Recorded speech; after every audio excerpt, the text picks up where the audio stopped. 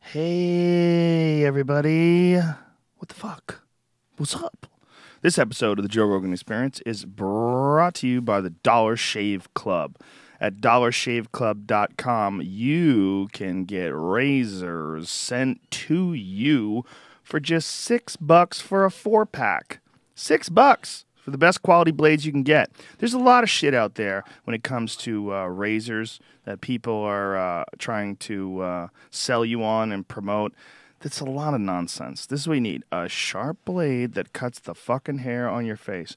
And all this other self-lubing, back-scratching, laser-pointing, vibrating, text messaging. That's ridiculous for a razor. You don't need that. Imagine if your razor really did text message you. It's probably happening. It's on the way. Someone's probably working on it right now. And they're listening to this podcast and like, you dick! You've sabotaged my plan! I don't mean to sabotage your plan, dude. But seriously, look at that. Look at what it says right there. $1 a month, $6 a month, $9 a month. If you want to get super crafty and go to Gang of Blades, it's $9, the middle $6. But you can get them for $1. $1 a month. I mean, come on, son. Why do you want to throw money away? They also have a ton of other cool shit for your bathroom, like Dr. Carver's Easy Shave Butter and One Wipe Charlie's butt wipes for men. I don't know why they have to be for men. Like if a chick comes over your house and uses butt wipe Charlie's, is it one of those weird things like when a chick uses your deodorant? I think they need more, like a bigger wipe, so that's why they're... Dudes have bigger buttholes? Yeah. I guess. What if you're dating a really large woman? Oh, I mean, girls... Whatever. And since dollarshaveclub.com doesn't waste their money on ridiculous shave tech, they charge a fraction of what the big shave companies charge. Join the hundreds of thousands of guys who have upgraded to the smarter way to shave. Shave time, shave money. Get it? See what they did then? Come on! Join now, dollarshaveclub.com/Rogan. That's dollarshaveclub.com/Rogan. Support this podcast and a great company by going to dollarshave.com/Rogan and enjoy. And enjoy not feeling like a big dummy for buying some self-lubing strip on your fucking razor for an extra $50. Holla! We're also brought to you by LegalZoom, and LegalZoom is a way that you can do a lot of things that you would ordinarily have to go to a law office to do.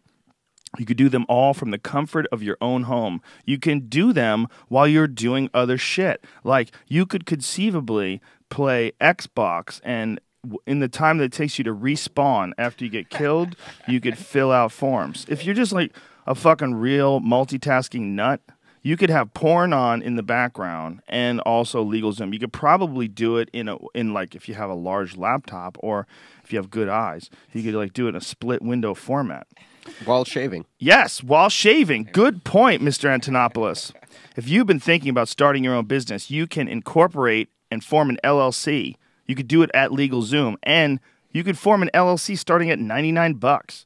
You can protect your family with a last will for only $69. You can get a living trust, power of attorney, and more. 9 out of 10 customers who have used LegalZoom would recommend the service to their friends and family. That is huge. You know what else is huge? They got an A+ from the Better Business Bureau. That's double huge. So that way you got 2 huges, because like 9 out of 10, you're like, okay, who did they ask? It's like, you know, they say half the people say that the earth is less than 10,000 years old. Half the people in this country believe in the biblical version of the Bible. It's like 40-something, a high 40, over 46%.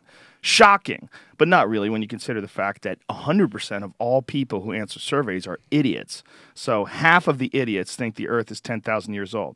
But for real, legit, 9 out of 10 customers who've actually used LegalZoom say that they would recommend it. And the A+ from the Better Business Bureau, you can't buy that, son, okay? That only exists if a company is good.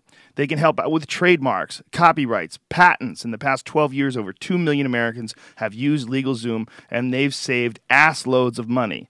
Big ass loads, like the kind of ass loads that you need those wipes for, like large butts.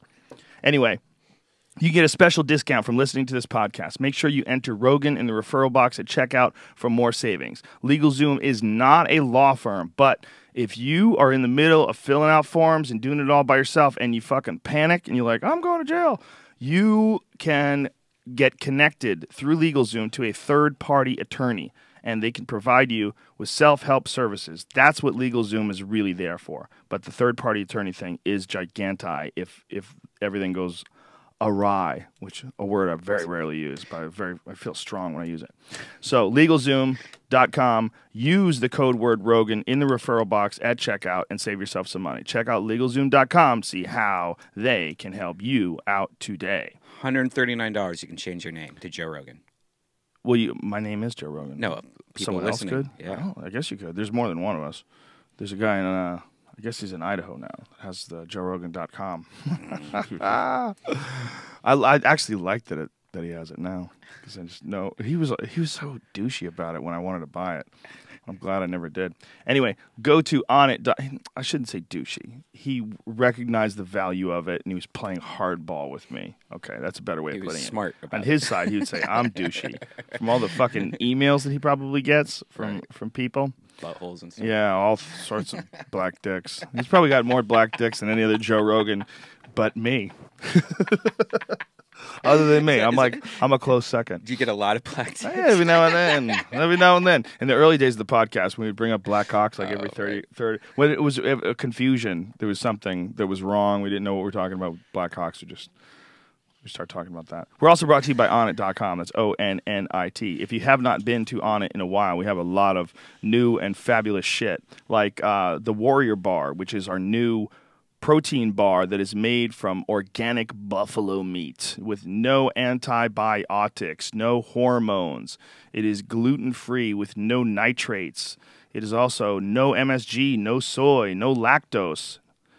And it is 14 grams of protein in each serving with only 4 grams of fat. And it's healthy fat. Bisons are very healthy animals. Buffalo, there's very few wild buffalo these days, unfortunately, because our great ancestors, not mine but yours, they were cunts. Mine came from Italy and Ireland. They had no part in the buffalo slang. They came here during the 20th century. But for the people that did wipe out the buffalo, buffaloes are incredibly healthy and powerful animals. They killed a fuckload of them, but they saved a lot of them too. Like a lot of people think that buffaloes are extinct. They're not. In Texas, in fact, you can find them at a lot of private hunting ranches. They have buffaloes, and they have a lot of these buffalo farms. It's like one of the best high protein meats that you can get. They're such a crazy animal too. It's a huge fucking what an amazing animal perfect animal really to represent the Wild West. This big giant wild cow with a lion's mane. You know, they're so cool. Anyway, they're yummy and delicious, and we sell their meat at Onnit. We also have a wide variety of other healthy foods like organic coconut oil, which is super healthy for you as well, hemp protein powder, and we also have a new supplement called Earth-Grown Nutrients. What Earth-Grown Nutrients is, it's a combination of several different greens, things that are like super healthy for you, and you can add it to protein powders, and it just gives you a little extra boost of nutrients. Covers your bases, as it were, if you're not really totally diligent about your diet, or if you're a busy person and you do not have the time to eat many servings of fruits and vegetables a day, you can cover a lot of that with a good nutrient blend. The best way is to get things that come from actual whole foods. Your body can process synthetic vitamins, but for sure they're not going to process them as well as actual nutrients that come from food itself. And what we use is a combination of, essentially what we do with everything else. We just get the best nutritious things that we can find, the best strength and conditioning equipment we can find, and with this Earth-Grown Nutrients, we have a lot of really exotic ingredients like Peruvian purple corn, which is high in antioxidants, acai, a lot of other grape skins, camu, I don't know what that is. So these are really potent antioxidants. Maqui berry, M-A-Q-U-I. How would you say that? Maqui berry? Maqui. There's a few words that I know. I've read that word many, many times. I've never even tried to say it. the greens has a combination of wheatgrass, barley grass, oatgrass, kale, kelp, alfalfa, spirulina. And what we're just trying to do is give you an option to add to your food, especially to a protein drink. That's how I use it, which just covers a lot of your bases nutritionally. Excellent stuff. Really, really healthy, doesn't taste bad, and you can throw it right into your food. It also has probiotics in it. Super good for you. Use the code word Rogan at Onnit, and you will save 10% off any and all supplements. The fitness equipment, again, we sell the best shit we can find, whether it's kettlebells, steel maces, steel clubs, ab wheels, medicine balls. We just find who makes the best equipment, buy it from them. That's the way to do it. Battle ropes, and we also have kettlebells that we've designed and made ourselves, the zombie bells and the primal bells. Those are artistic kettlebells that are also functional. They're 3D designed. They 3D graft them to make sure that they're balanced, so that they're not just cool looking, but they're actually functional when you do the kettlebell swings. They're not like off kilter. What's steel bells? Steel bells are these bags that are filled with these little tiny steel pellets, and they're heavy as shit. And you pick them up and you toss them around and throw them. Really, what you should do is get a fucking job on a farm and work doing that all day. You'd be strong as shit. You ever try to arm wrestle a farmer? They will fuck you up. That Joel Salatin guy that we had on the podcast, I bet that old man will fuck me up. I bet if we arm wrestled, probably kick my ass. They throw hay bales around all day and shit. But if you don't have time for hay bales, you can get it all done with the Onnit steel bells. I'm a big fan of the medicine balls. I've really only worked out with the primal steel bell once. And that was when I was at Onnit. But I could see a big benefit in it. It's also awkward to pick up. You know, when you're picking up one of these things, it's not like picking up a weight. It shifts and moves around. And the idea is that it sort of mimics real work. So it's really good for like a conditioning workout. If you want to do something that really like ups your cardio, just pick this up and slam it on the ground like 150 times. You'd be fucking exhausted. A bunch of different exercises that you can find with these things too. Really, it's kind of cool. We have a video of a bunch of them at Onnit, and we also have a workout section at Onnit that you can go to for all the different workout equipment, like the steel bells, kettlebells. We have a new video that Aubrey and I did where we were talking about our favorite exercises, show some alternating cleans and a bunch of different things. We're going to put these out as much as possible.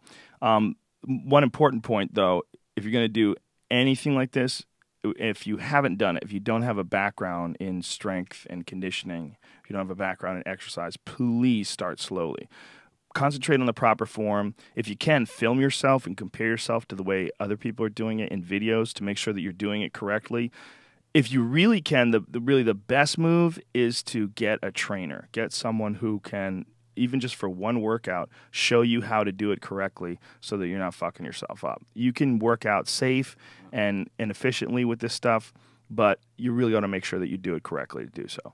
All right, go to onnit.com, ONNIT, use the code word Rogan, and save 10% off any and all supplements. Andreas Antonopoulos is here, and we are going to learn more than we did before about the wonderful powers of the Bitcoin. Joe Rogan Podcast, check it out. The Joe Rogan Experience. Train by day, Joe Rogan Podcast by night. All day. Boom. How are you, sir? I'm doing great. Great to have you back again, man. It was fun having you on before, and a lot of feedback. A lot of people learned a lot about cryptocurrencies and the benefits of them, what's going on, where the push is, where the negative things are, and put a little balance to a lot of the negative press that you hear about Bitcoin and all these different various cryptocurrencies in the media, because that's literally all I hear. Yeah. I mean, I know people are trading things back and forth, but you really put it into perspective for us, especially when you were talking about that, what was it, $150 million transaction? Is that was the one that was done through Bitcoin? When you start hearing things like that, you go, okay, well, there's some people out there that have some serious fucking money, and they're banking on this. They're throwing their chips in this corner, at least some of them, to see what's going on. And I guess the idea is if it's worth $150 million today, who fucking knows what it'll be worth in 5 years? That's the big gamble, right? Yeah, it is. But I think it's important not to look at it as an investment. It's so much more interesting as a means of exchange than as a store of value. It it can do amazing things in terms of velocity, just getting money from one place to another. And it's not about the big movements. What's even more fascinating is the small movements. So, for example, I take tips on Twitter. And without knowing these people, they can send me a quarter, like 25 cents or 10 cents over Twitter instantly. And Yeah. you can't even do that with any other payment system because it costs so much to move money. And it enables all of these little tiny transactions. And they add up, and it's fun to be able to connect with people in that way. And it's direct, unlike, say, like a PayPal situation where you have to give them a piece of the action. Yeah, and not just that. I mean, it requires no prior arrangements of any kind. They don't need to create an account. I don't need to create an account. I can just put up my Bitcoin address and start receiving things. Now, if you pay taxes on Bitcoin, does it? I mean, how do you sort it out over the course of a year? Because the dollar value of it goes up and down. Yeah. So how do you figure out, like, when you make taxes? Do you do it at the current rate the day you file it? I mean, how do you do that? Well, first of all, we're still trying to figure that out.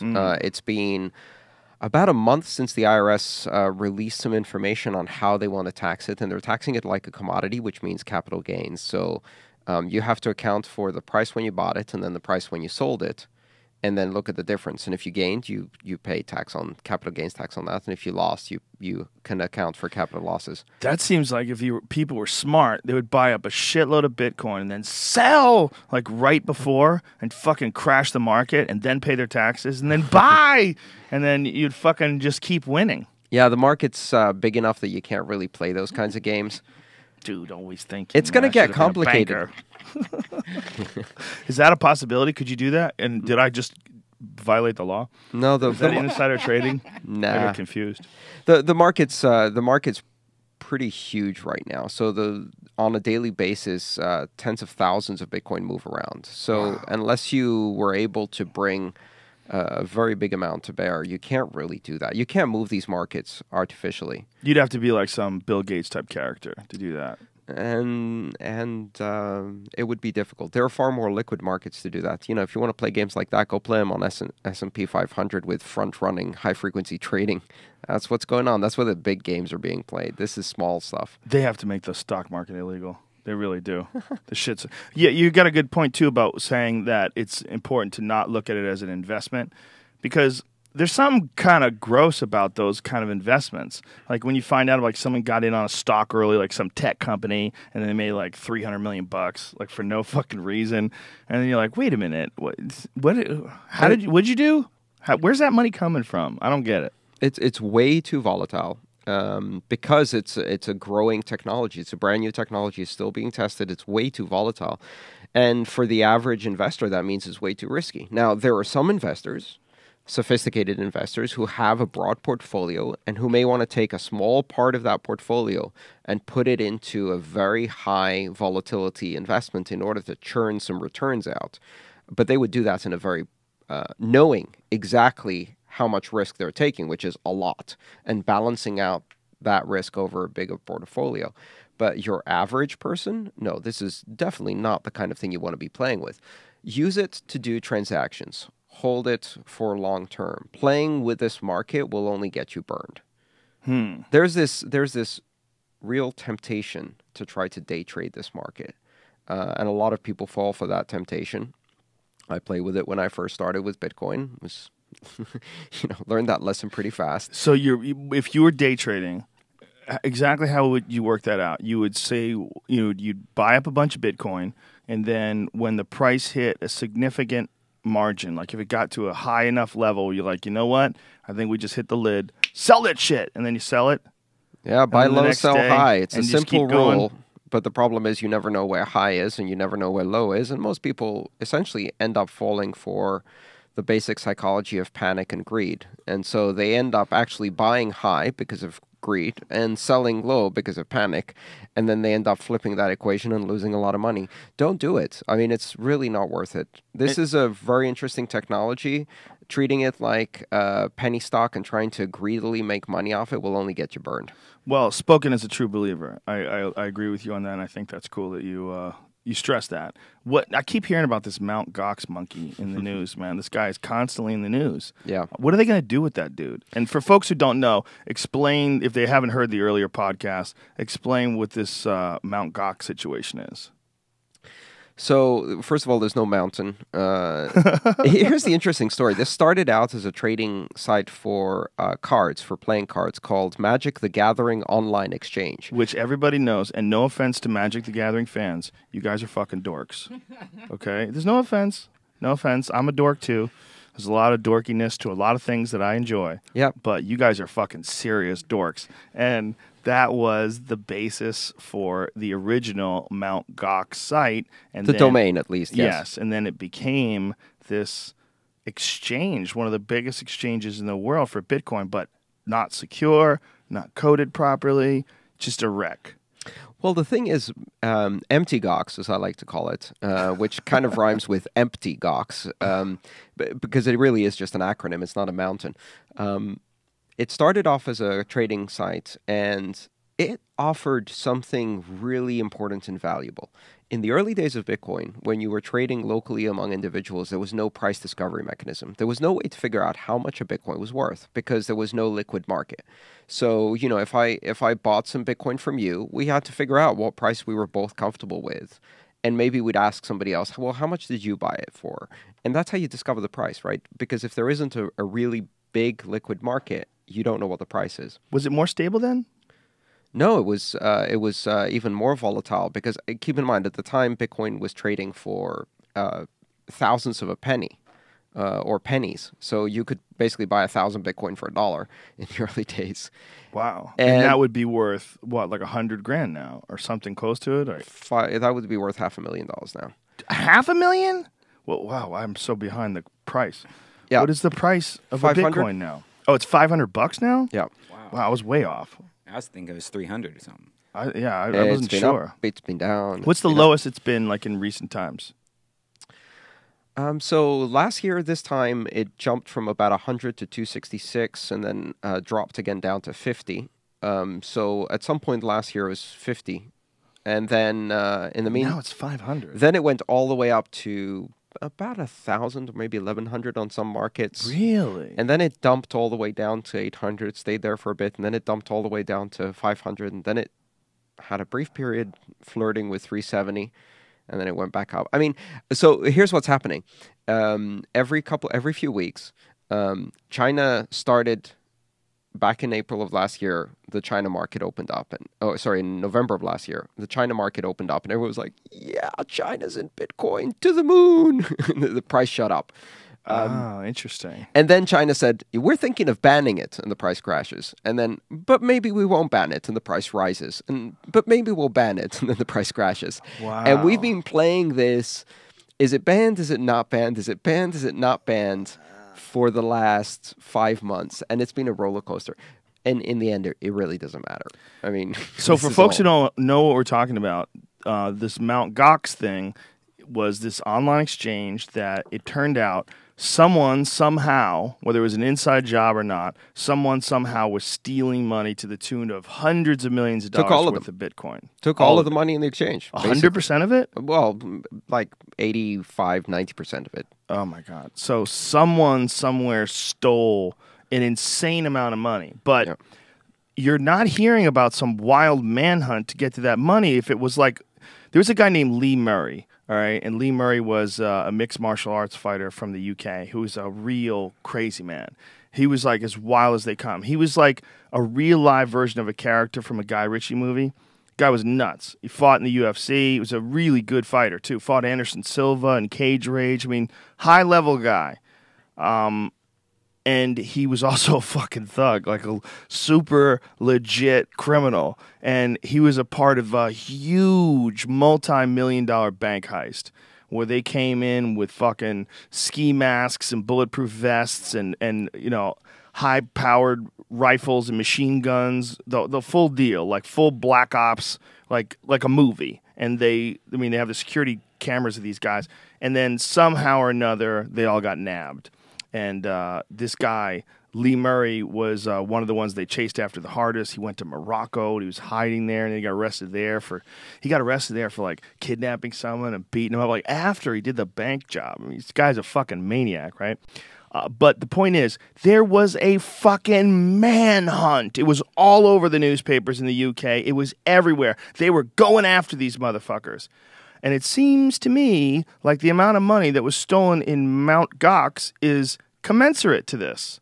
Oh, it's bigger. Bigger. But here's the Is it really bigger? Yeah, I think. How much was the UK bank? Let me find out. Nobody knows exactly how much is gone at Gox, but it's somewhere between 6 and 800 million. Oh my God, it is bigger. But here's the thing: Bernie Madoff stole $20 billion. Yeah. $20 billion with a B, and there wasn't a manhunt there because the real truth is that if you want to rob a bank, what you do is you go get a banking license.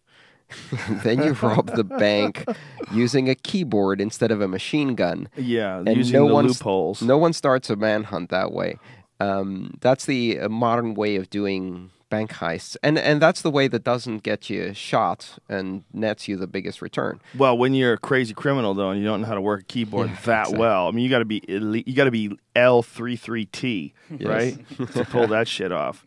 So this Mount Gox thing, someone somewhere has stolen. Let's put a number on it. You say $800 million? I don't know. Nobody knows. Let's just several say $100 million. It's somewhere between 5 and 8, I think. Let's just say it's $100 million. Let's it's be several $100 super million. conservative and say it's $100 million at worth the of current cash. at the current Bitcoin price.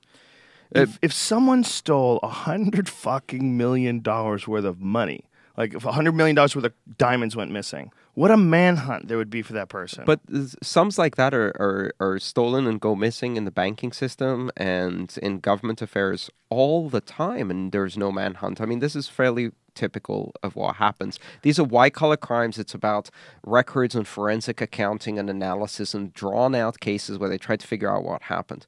The bottom line is, every year about 100 or more banks fail spectacularly, and the money disappears. And this was just another bank failure. It really had very little to do with Bitcoin. It was a bank failure of the very traditional kind. This was not a system that used Bitcoin to protect its security. It was a system that collected all of the Bitcoin in one big account and then lost that. So it's essentially the account was robbed, and the account just happened to be holding Bitcoin. Yeah, and actually the dollars are gone too. There was dollars involved as well? The currency accounts in the banks were also... how much was that in dollars? There's some dollars missing. I don't know. It was a 50. a lot less. 50 bucks. Stole my money too, man. It was a few million. It was a few million, or maybe really? tens of millions, but it wasn't like hundreds. So, yeah, here's the thing. Like, you have a Bitcoin wallet, right? Mm-hmm. That means you control the keys. And that's the essence of Bitcoin, is that individuals control them. They don't have a bank. They don't have their money in a bank where someone else has custody of it. And then they just have a little IOU note that says, you have this much in the bank, and maybe we'll give it to you when you come to withdraw. That was my next question. So Mt. Gox did not have individual Bitcoin accounts for the users. They took the Bitcoin and then put it all into one of their own accounts and managed it. So they took it out of the security of each person having their own keys, and instead collected all the money in one big wallet. that's crazy. Why would they do that? What's the benefit of that?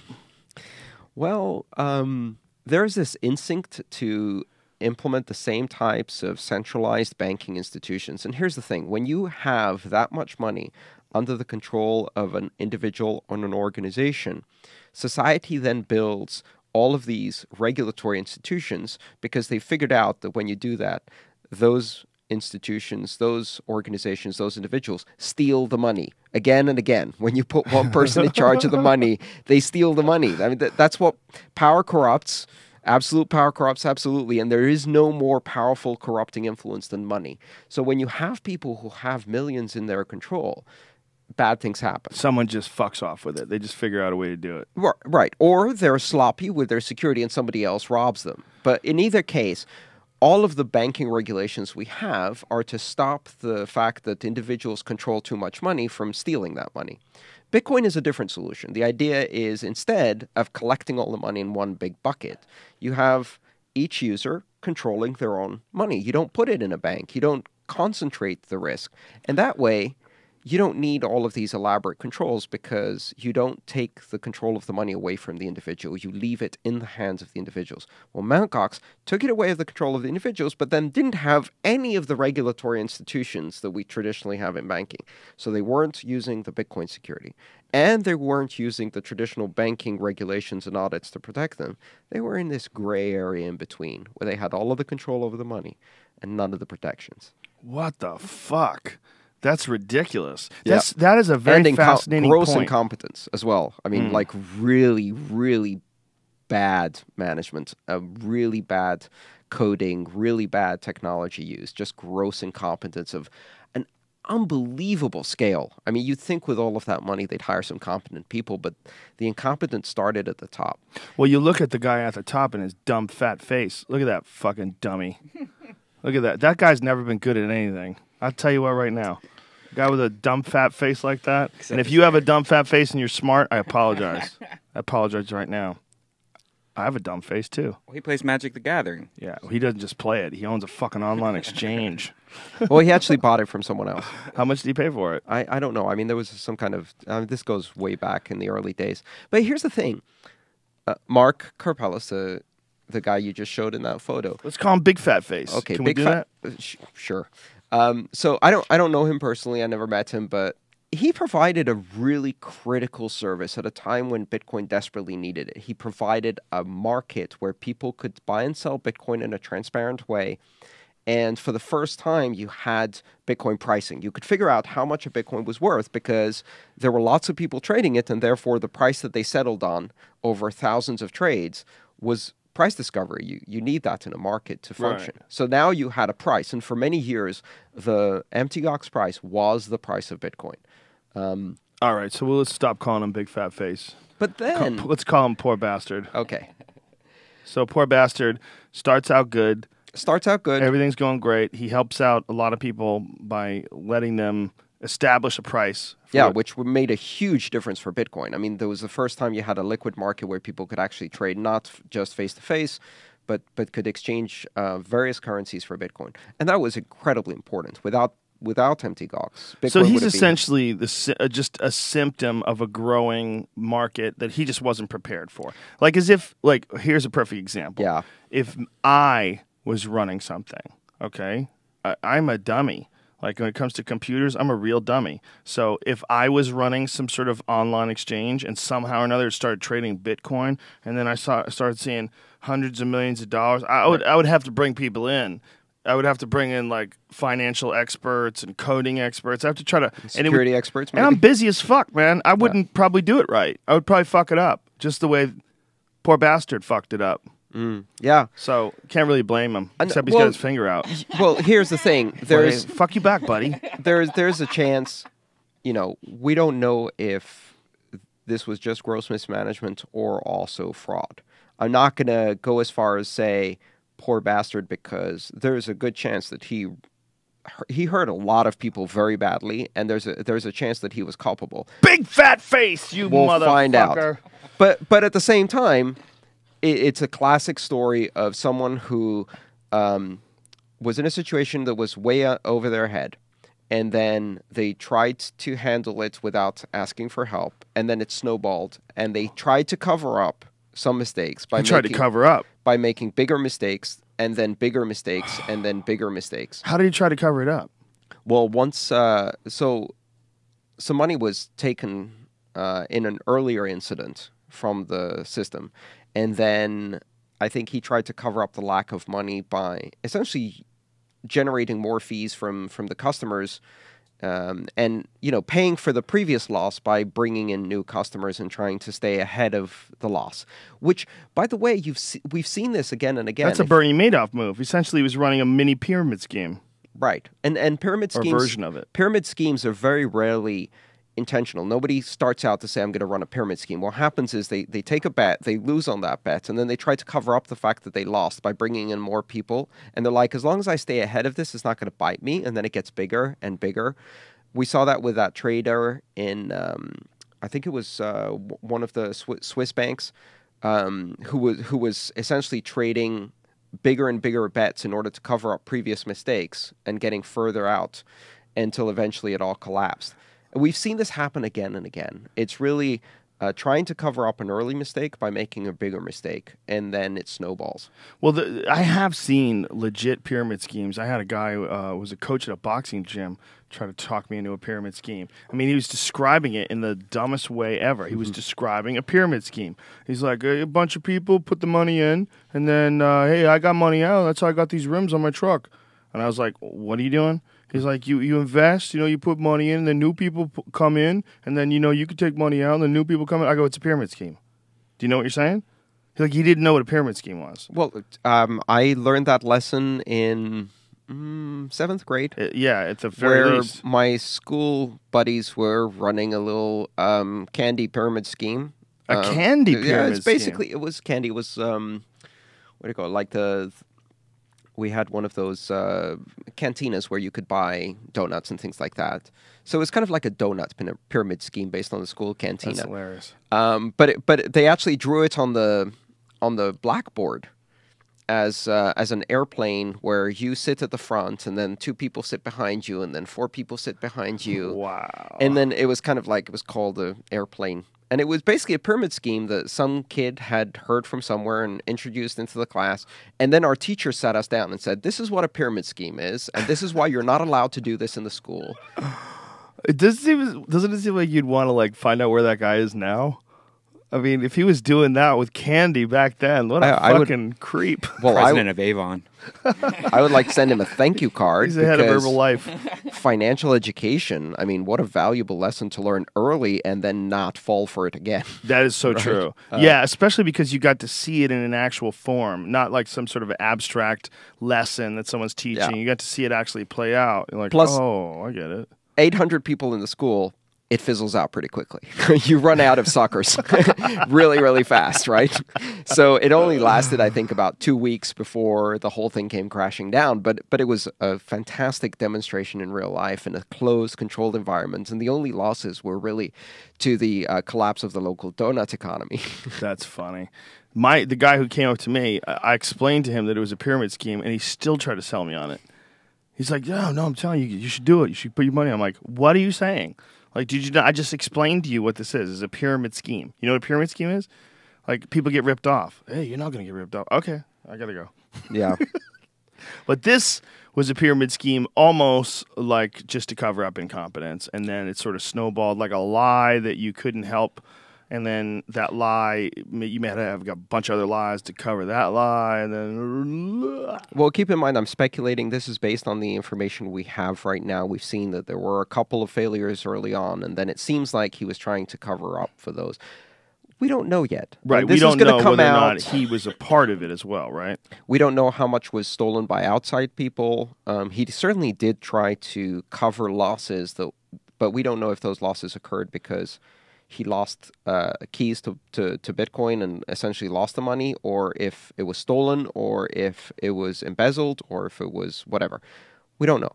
And there's now parallel prosecutions happening both in Japan and in the United States to find the answers to that. Here's the interesting thing. We're going to find out the answers to that because Bitcoin uses a public ledger and there's forensic evidence sprinkled in the Bitcoin transaction ledger that allows us to track exactly what happened. This is the most transparent financial system, so we're going to get some really interesting answers. So we'll be able to find out who has it? We, not really, but we're going to be able to find out what happened and when it happened. I mean, you can what see happened and when it happened, but you can't find out where it went and you can't track it. IP address, right? You can't track IP addresses through Bitcoin. You can or can't? Can't. You cannot. Cannot. No, you cannot. So there's no way to figure out where that stuff went, where the Bitcoins went. Not really. Not really. But you can see when it went out of accounts that were known to be controlled by Gox, and so you can rebuild a timeline. Here's the other thing that's not going to happen. Mt. Gox didn't get bailed out. Mt. Gox didn't get 0% interest loans from a central bank in order to pretend they're solvent when they're not. Mt. Gox didn't make deals with other banks to cover up their losses by collateralizing them in CDOs. Mt. Gox didn't get to acquire some of the failing banks, add them to their asset sheet, and then pretend that they were not failing. Mt. Gox didn't get to bail in all of the customers of Bitcoin across the entire economy.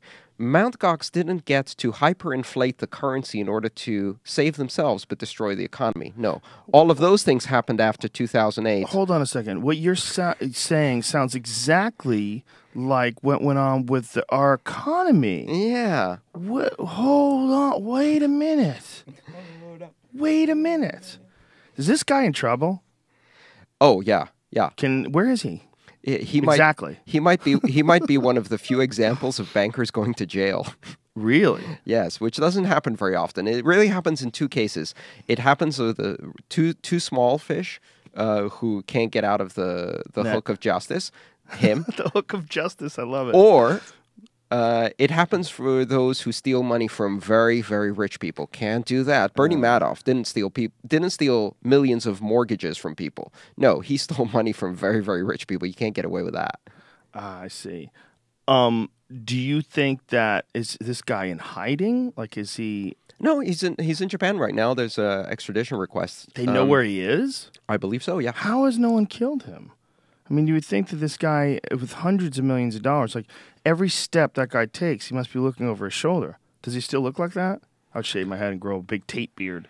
Yeah. Big well, fucking- first of all, Japan has very few, very low incidences of violent crime.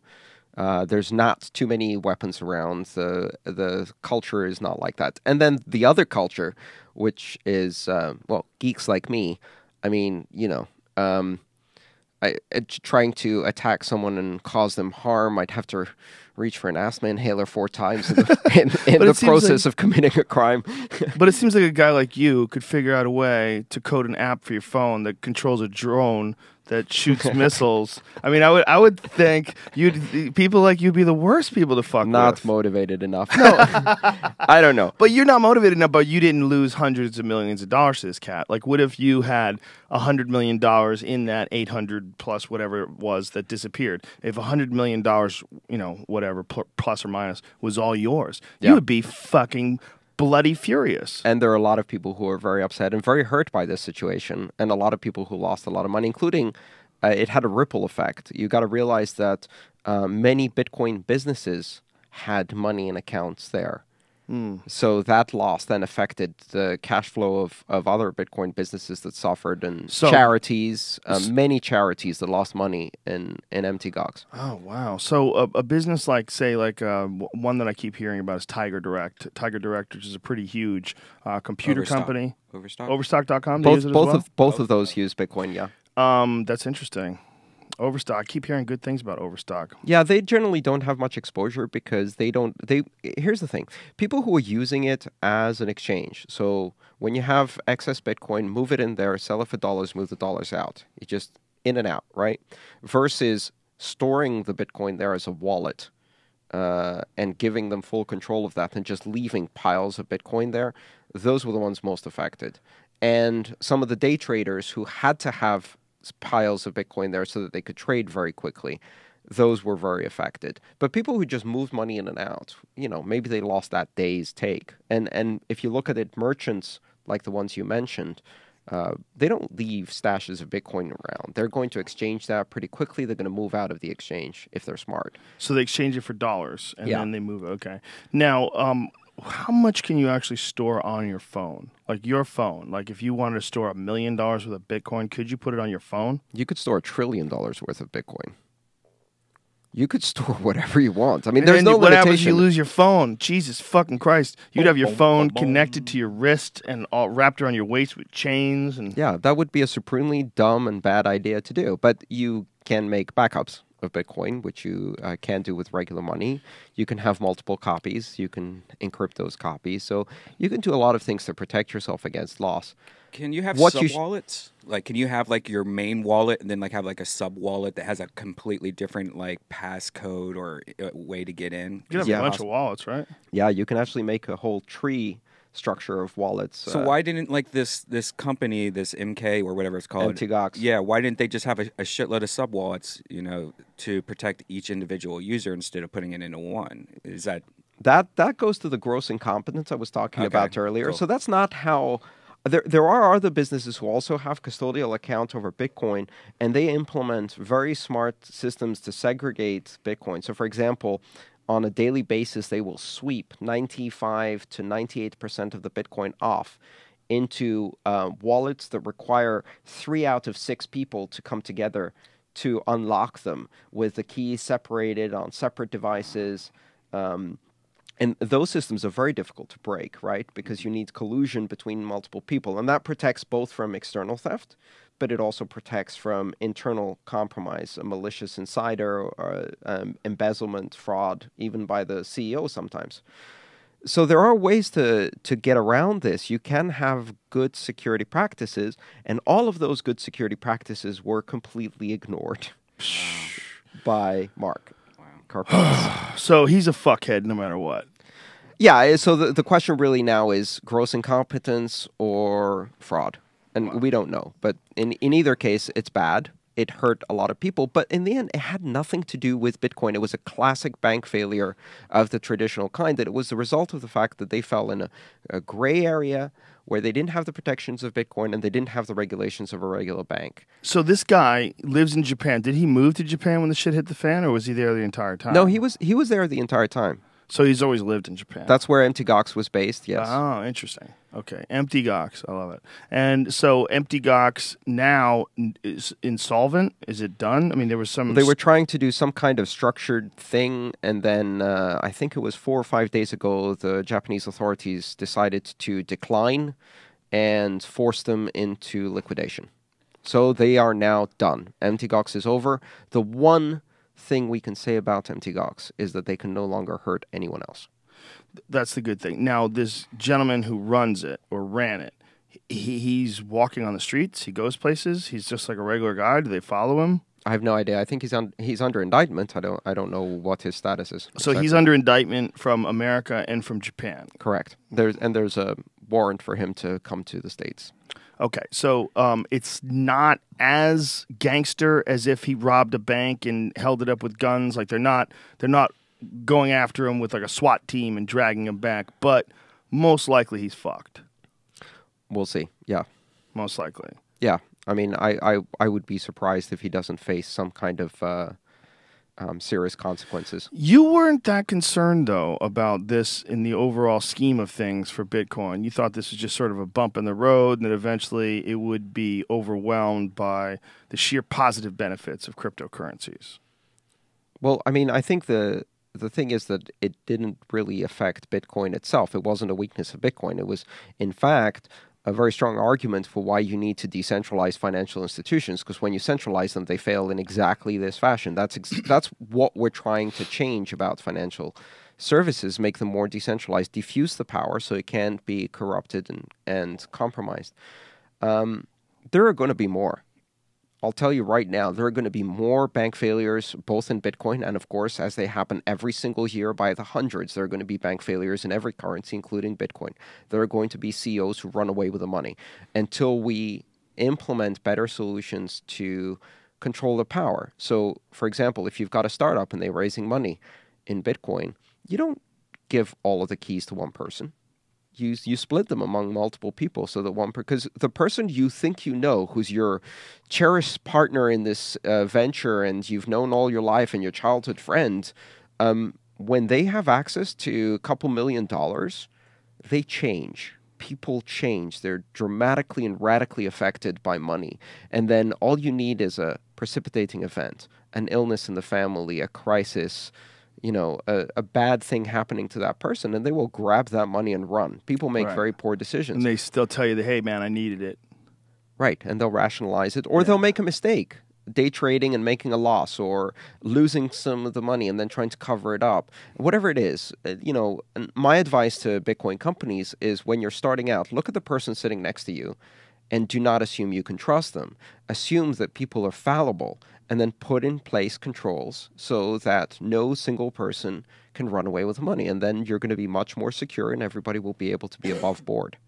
David Seaman, who was on the podcast last week, had a really interesting take on Bitcoin that I thought was kind of funny.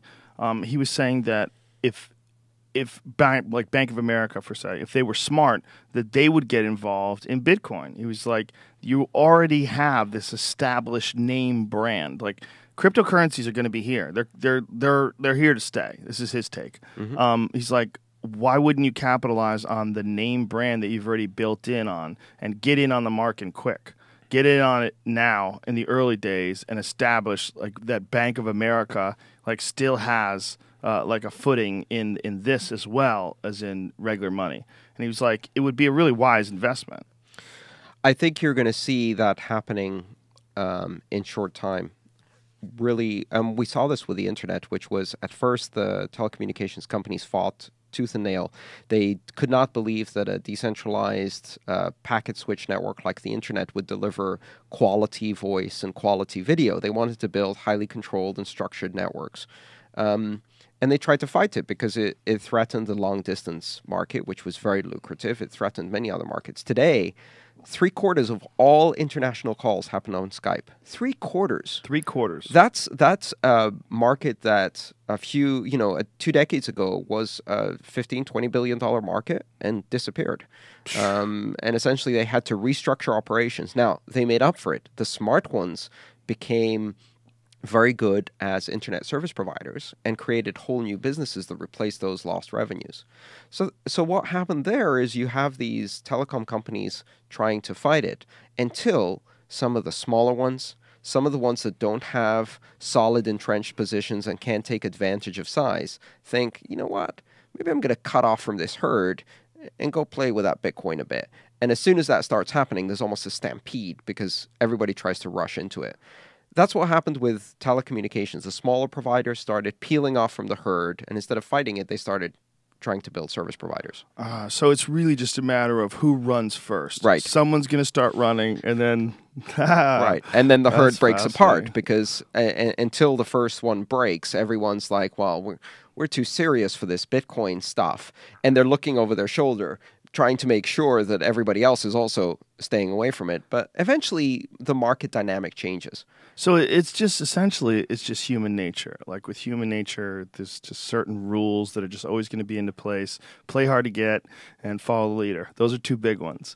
Yeah. And Bitcoin threatens some business structures within the banking industry. It's going to make it difficult for them to charge exorbitant fees to do international wire transfers when you can do it cheaper. Just like if you have Skype, you can't justify $3 a minute long distance calls. Right.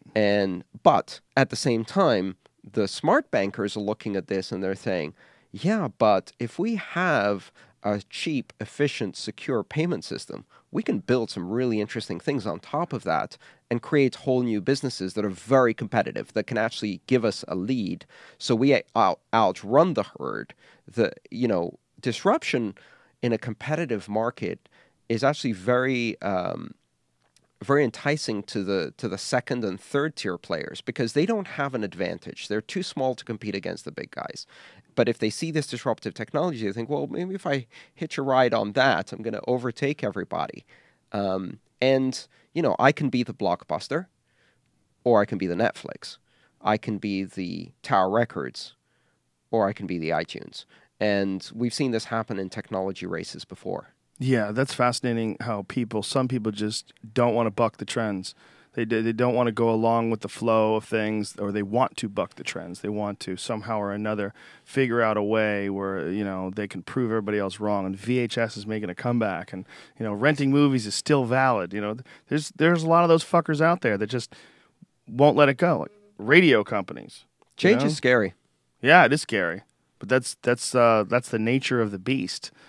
Especially today. I mean, we're involved in the craziest time for change the world has ever known. Yeah. they're at the moment being on the top of an industry, especially an industry that's involved in technology, is a very precarious position. You know, if you talk to Kodak a decade ago, do you think they would realize that suddenly the largest vendor or manufacturer of cameras in the world would be a telephone company, Nokia? Nokia, within 3 years, became the world's largest maker of cameras. And suddenly the entire industry changed, right? And how do you compete against that? They're not even in your industry. They just came out of left field. It's like you're suddenly the horse buggy manufacturer and Ford is taking your business. And you never expected that was going to happen. Well, Nokia has a camera phone now, a Windows phone that is some insane amount of pixels. It's like 40 fucking megapixels or something. Something crazy. 41? 41 megapixels, says Jamie. Jamie's on top of that shit. 41 fucking megapixels on a phone. I mean, this thing, I think, I have the Note 3. I think it has 12 or something. 8, I think. No, it's better than that. Are you familiar with Moore's Law? Yes.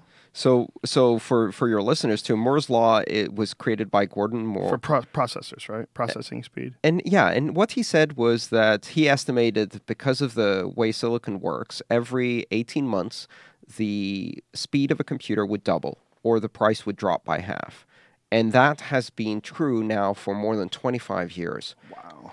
And that thing then plays out in camera megapixels, in storage on SD cards, in the size of your smartphone, in a number of sensors you can put into the smartphone, and its battery life is the one that's lagging behind, and it's the main thing that's holding back this technology. Moore's Law also applies to things like Bitcoin. It also applies to networks like the internet. And what it means is that if you're in an industry that's established and suddenly you have a competitor that's coming at you with the power of Moore's Law, you better watch out, because it's not a matter of whether you will be able to compete in a decade. It's a matter of whether your industry will still exist in a decade. Right. Right. Yeah. Isn't that fascinating that whole industries can just vanish? 150 years of Kodak, and then suddenly film doesn't exist. Gone in a decade. Do you remember when you used to have to pay money for long distance? You know, long distance calls don't exist. Like, you can call New York right now on your home phone, and it's regular. Call on your cell phone. It's totally normal. Like, if you used to call long distance on a cell phone, it was an exorbitant amount of money. Saturday afternoons, London payphone, when I was a student, I would go there with a stack of coins that was probably about $10 worth in today's money. I would sit in a payphone, and my family would know what time I was going to call, coordinated. I'd call in. There'd be a line of 15 relatives standing behind the phone on the Athens side, and it'd be, "Hi, Mom, I love you very much. Hi, Dad, I love you very much. Hey, sis, it's all awesome. Okay, next. Aunt Maria, Aunt Julie, London's awesome." And I'm stuffing coins as fast as I can into this payphone, and then, 4 or 5 minutes later, $10 down the drain, and I've said hello to the entire family, and that's all I could afford. Wow. That was my experience. And now you could Skype for hours for free. And isn't that crazy? You could look at a video of each other, talking to each other through your laptop for free. Wow, fascinating times. And when you put it in that kind of a perspective, you really sort of understand the change. The ability that we have to reach out to each other is just unprecedented in human history. It's never been even remotely close to what it is now. I saw somebody walking down the street the other day, Skyping with someone while they were walking down the street, and they were talking while they were walking down the street. They're like, "Yeah, so we're going to blah, blah, blah, blah." And the other person's on the other end. I'm looking at their phone. I'm like, this is crazy. They're doing it through a cell phone connection. I'm doing that all the time now, yeah. Walking down the street through a cell phone connection, streaming video back and forth to each other. It's amazing. Amazing. What do you think about things like, is there a reason why Apple doesn't have any apps where you can exchange Bitcoin? They have some Bitcoin monitoring apps, correct? They've basically banned any apps that allow you to run a wallet to do transactions. Is there a reason for that? I mean, is there can you find like a logical, if you try to take devil's advocate? There's 3 or 4 reasons, and I can give you them from the obvious to the cynical and paranoid. First of all, I think they are worried about this strange technology that they don't know anything about. And they're worried about what kind of reputation hit they'll take if one of these apps is compromised and causes their customers to lose money, right? More worried than Google, who allow all of these applications on Google Play. So it's not a legal thing because Google has lawyers too, and they're quite happy to allow Bitcoin applications, and Apple does not like it. That's the obvious answer. Then there's another thing. Whenever you spend money on buying an app or buying something inside an app, Apple takes like 30%. So their own payment system through the App Store and iTunes and all of these things generates an enormous amount of revenue because they take a very big cut of these things.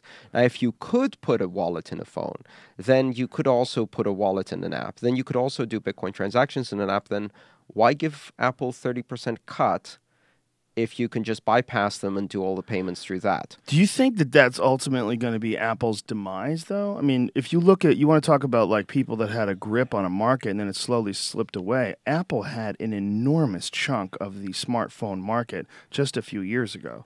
I mean, they had the majority of it. Now, 80-something% of the smartphones are Android phones. That's crazy. I mean, that's quite amazing. And the technology has surpassed them. Now you have several choices with Android phones that are waterproof. Big giant ones, the Sony Xperia, you could throw it underwater for a fucking half an hour. Like 5 feet of water for a half an hour. I mean, the Galaxy S5, the new one, water resistant. You could take a shower with it and listen to music. You could put a fucking, stuff it in your underwear and literally shower with the thing on. I mean, fingerprint sensors, they had them first on iPhones, but now Samsung Galaxy's S5 has a fucking heart rate monitor. I mean, they're ahead of the curve. Like the Android phones aren't playing catch up with Apple anymore. Now they're bypassing them. And I wonder if that's going to happen with things like iTunes, the exchanges, things. Right now it's convenient to use iTunes, but once I switched over to Android, I found a thing called Double Twist where you could send your music to your phone. You could use iTunes with this thing. And also, I found Amazon MP3, which is just as easy to use, if not easier, than iTunes. iTunes is a horrible application. I can't stand it. It's like you put it on your Mac and you get a pinwheel every time you click on anything, especially if you have a large collection. And it hasn't really changed or improved much at all. But it does ask you to accept the terms and conditions every time you sneeze. So you have to click on that thing. It's like, listen, Apple, I've accepted the terms. I haven't read them. No one's read them, but I accept them. I accept them forever. Just give me a checkbox that says, from now on until the end of time, I accept. Yeah. I accept. Please stop. Do a retina scan. Every time I look at your app, assume I'm accepting. I like iTunes for some things. I use it still to buy movies. I use it on my laptop exclusively. I use it on my home computer exclusively. Like if I'm buying music, I buy my music and I buy it all through that. But on my phone, it's just as easy to buy it through Amazon. It's very simple. It's not like some new thing you have to learn. Same process. You search a genre, search an artist. Oh, I wanted to buy... Like, we were in the green room the other day at the Orlando Hard Rock, me and Joey Diaz, and Joey Diaz goes on this epic rant about Led Zeppelin 1, because there was a poster on the wall that I took a picture of, and I put it up on my Instagram, and it was the first tour poster from Led Zeppelin in 1968-69, and we were like, could you fucking imagine what that must have been like to experience like Zeppelin for the first time, like back then? Like, and Joey was going off about how it blew people away. So listening to him, I get inspired. I go to my phone as he's talking. Within like 10 seconds, I type Led Zeppelin in the search. Boom, it's downloading. 3 seconds after that, bam, I'm playing the album. I mean, like, wow, that's crazy. I put it on speaker, we sit down, and we start laughing about how easy that is to do and how amazing this music is. Well, yeah, exactly. Apple changed the way we think about music, changed the way we think about phones, and created all of these new technologies. But this happens again and again in technology. It's part of let me give you the context. By the way, iTunes Store is not loading right now. Just to show you. Pinwheel. So it's pinwheeling right now. I clicked it as you brought that up. I said, let's see. And I clicked it. It's fucking not loading. So what happens with technology again and again is that you always have to make this trade-off. Do you want to have an experience that's very tightly controlled and therefore consistent, right? You combine a very limited set of hardware, a very limited set of features, but what you get is that it works every time consistently. And then you can have this kind of Wild West situation as you do with Android. And at first, it creates a lot of fragmentation and everything's inconsistent and it doesn't work very well. But over time, here's what happens. The controlled situation that gave you the advantage at first starts lagging behind innovation because it can't change fast enough. And the Wild West starts getting better and better at quality until eventually it wins. And we've seen this happen over time. And then the control situation has to open up the borders again, let everybody flood in, do a lot of fragmentation and experimentation, and the cycle starts again. That's going to happen too. I mean, we're going to see much more openness in music. We're going to see more openness in phones as a result of this. And then Apple will have to actually go out and invent something new instead of just, small incremental changes. This Apple shit's bothering me, man. Bother me? Bothering me. What? It's 52% Android and 41% is Apple. Really? Is that late. US Where did I or read that it global? was 80? That's I read 80 somewhere. and Apple still has sold more applications. Apple has sold 50 million apps, I think, or something like that. And Android is up to 48 million apps total sold. What's bothering you about it? Man, It says 81%, man, on CNET. CNET says Android dominates 81% of the world's smartphone market. Yeah, that's the global versus, I think what you Oh. quoted is US, and Is it's that a very US? different market. It's okay. US. Well, Yes. let's look at it globally. So Asia, Globally is the Asia has smartest a way of much looking at it. bigger Android penetration. Okay, that's what I read. I then. was in Vancouver this weekend, and I had to use my Android phone completely, only using my Android phone, no iPhone at all. And I do not understand people that say that the Android phone is better in any way. The camera was horrible. I tried to take so many photos using that camera, and this is the Note 3 that has like a really nice camera. That camera is a piece of shit. All Samsung does is add a bunch of crap to their phones to be the first, but they do it so half-assed that it just doesn't work. Like that's like you keep on saying that Right. heartbeat sensor and the thumbprint thing is one of the worst like the thumbprint in the new S5 is horrible. Is it People really? are saying it's the dumbest thing ever. That it never works. It's just a piece of shit. Well, that's exactly the compromise. Yeah. You either have control and tight quality, but it's Right. slow, or you Right. have speed, but it's at first, it's flaky. Yeah, and I would be the first to say, hey, you're right. This iPhone is a piece of shit. I still buy all the newest phones just because I'm looking, just like everyone else, to find something better. But man, you can't break this thing being quality. Like it's always working. You have the best photos you can possibly get. All the apps are perfect. I for it. definitely agree with you on the photos. There's a big difference between the is iPhone that? photos and the Android photos. I think the sensor, the sensor on the iPhone is a lower megapixel but much higher quality. It's just Right. a better phone. But like, what is a megapixel on an iPhone? It's like eight. Eight. It's People forget lenses and things like that, Yes. which make a huge difference. Carl Yeah. Zeiss lens. It's Backlight. It's actually 13 megapixels on the Galaxy Note 3. Yeah. But it's not as good. It's fine if the light is good. Are you talking, Jamie? You know you don't have a microphone on, you motherfucker. I can't hear you. What are you doing? Why don't you make sign language at me? Can't hear that either. I think there is a better camera than the iPhone, but it's not the Note 3.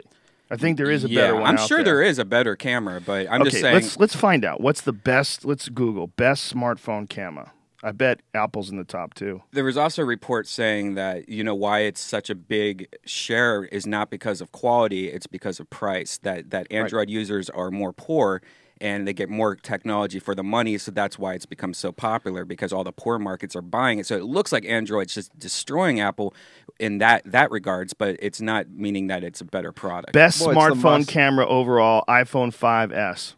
It's the mass market audience, especially in Asia, where you can get an Android phone for $50 to $100 instead of $300 to $400 equivalent for an iPhone. Image stabilization and dual LED flash. You got one of the best phones for taking pictures in low light or any situation. Apple has improved its camera app for the 5S. What's the difference? Oh, it does like photos, there's slow-mo pictures. I tell you, and one of the shit. coolest things. I think you could do this on the Android also. It's burst mode, but being able to just, and I didn't even know I had it. If you just hold down the camera, it just takes a million photos. So like if you're like with like say like you want a picture of Joe Rogan, you just sit there, hold down the camera, it will go and take like 300 photos of you, and then you can just choose which one you didn't blink and stuff like that. I do miss the camera. That's Yeah. the one thing I miss, Yep. but I don't miss that little bitchy screen. That little screen's a joke. Well, June. That's all you have to wait. Yeah, allegedly. But that's a 4.7 one. The 5.5 one's not going to be for a long time. It's September. So says you. What are you, a Mac insider? What the fuck Yeah. do you know, boy? And this humongous iPad's coming out. Yeah, that's all good, dude, but this, I'll take it every day. I'll take that all day. It's not important. The camera's not nearly as important to me as being able to do my email, go online. Everything plays like Flash. Anything that has Flash on it plays, no problem.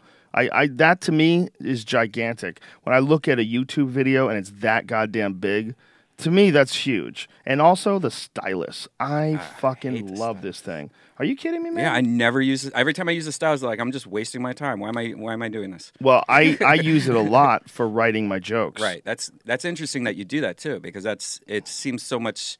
I don't know. Like I'm just so fast on the keyboard that. Yeah, I mean, it's not the fast thing. For me, it's a memorization thing. When you actually write things physically with Right. your hand, you can remember them better. Yeah. And this took, for a long time, I was still bringing the notebook as well, but I gave up on the notebook. I do it all on this thing now. I tell you, man, since this iPad Air, I've been taking my iPad almost everywhere, and now I don't give a shit about my phone. This is just for texting. You mean pad or Or pod? my iPad. Pad. My I thought you iPad Air. said pod. Yeah. This thing's so light, and like you could just keep it everywhere. And like if you really want to surf the net, even the new one, the small one, Yeah, that is a good move, but you can't put it in your pocket. yeah. I don't just I honestly just don't trust the apps in the App Store and the Google apps and the backdoors and the hackability of the operating system. To me, I think this is the way. The iPhone's just a brick, and it's like your important stuff, your text messages and your crap like that should have the highest security, not something that's so easily been hacked. In the So past. right here, Yeah. this comparison between control, quality, but slow innovation versus speed, choice, fragmentation, but flakiness and weird security problems and cutting edge, that choice is playing out in many areas of technology, whether it's... And this choice played out on the internet at first, which was the idea that the internet was a far inferior network to the carefully controlled, if you like it, the phone companies were doing the iPhone of networks, right? And the internet was like the scrappy, messy Android of networks. But over time, it continued to innovate and get better. And the other systems got slower and slower and less innovative. And so the closed systems have that problem. They lag, but they offer you much better control and quality and security at first. So here's the thing. That's been happening in finance. And in finance, it's much worse because the closed control systems of the banks have existed for hundreds of years. And this scrappy new Bitcoin thing, which is not as fast in many cases, but fast in other cases, has more choice, but also puts more responsibility for security. It's more flaky, it's more scrappy, it's more versatile. It gives you a hell of a lot more choice, and it allows you to innovate really, really fast. Doesn't give you the quality. You don't have the controls and security, supposedly.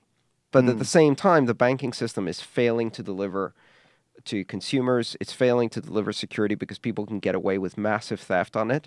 And so now what we're seeing is this exact same scenario that you described, that we saw with the internet versus telecom networks, that we saw with iPhone versus Android, is now playing out in finance with Bitcoin. That's fascinating. They say that the best camera for power users is that Nokia. Nokia, they had on tomsguide.com is what I'm reading. They've rated a bunch of different ones. I don't know why Tom really knows his shit, but it seems like a highly rated site.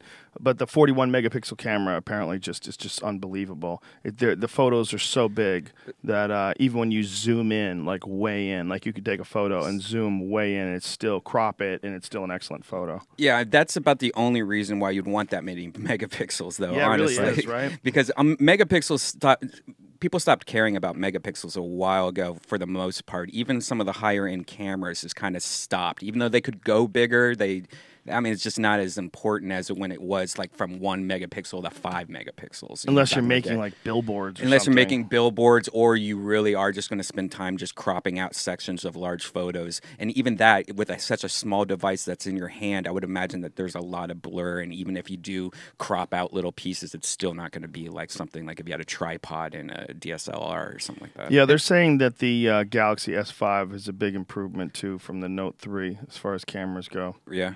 Yeah. You get to a point of saturation where it becomes good enough. You remember the time when you bought a computer based on how many gigahertz it had and how fast it was, and you needed to upgrade every year. And then we reached a point probably 5 or 6 years ago when you bought a computer and then it was still perfectly fast enough 4 or 5 years later and you didn't need to upgrade it anymore, right?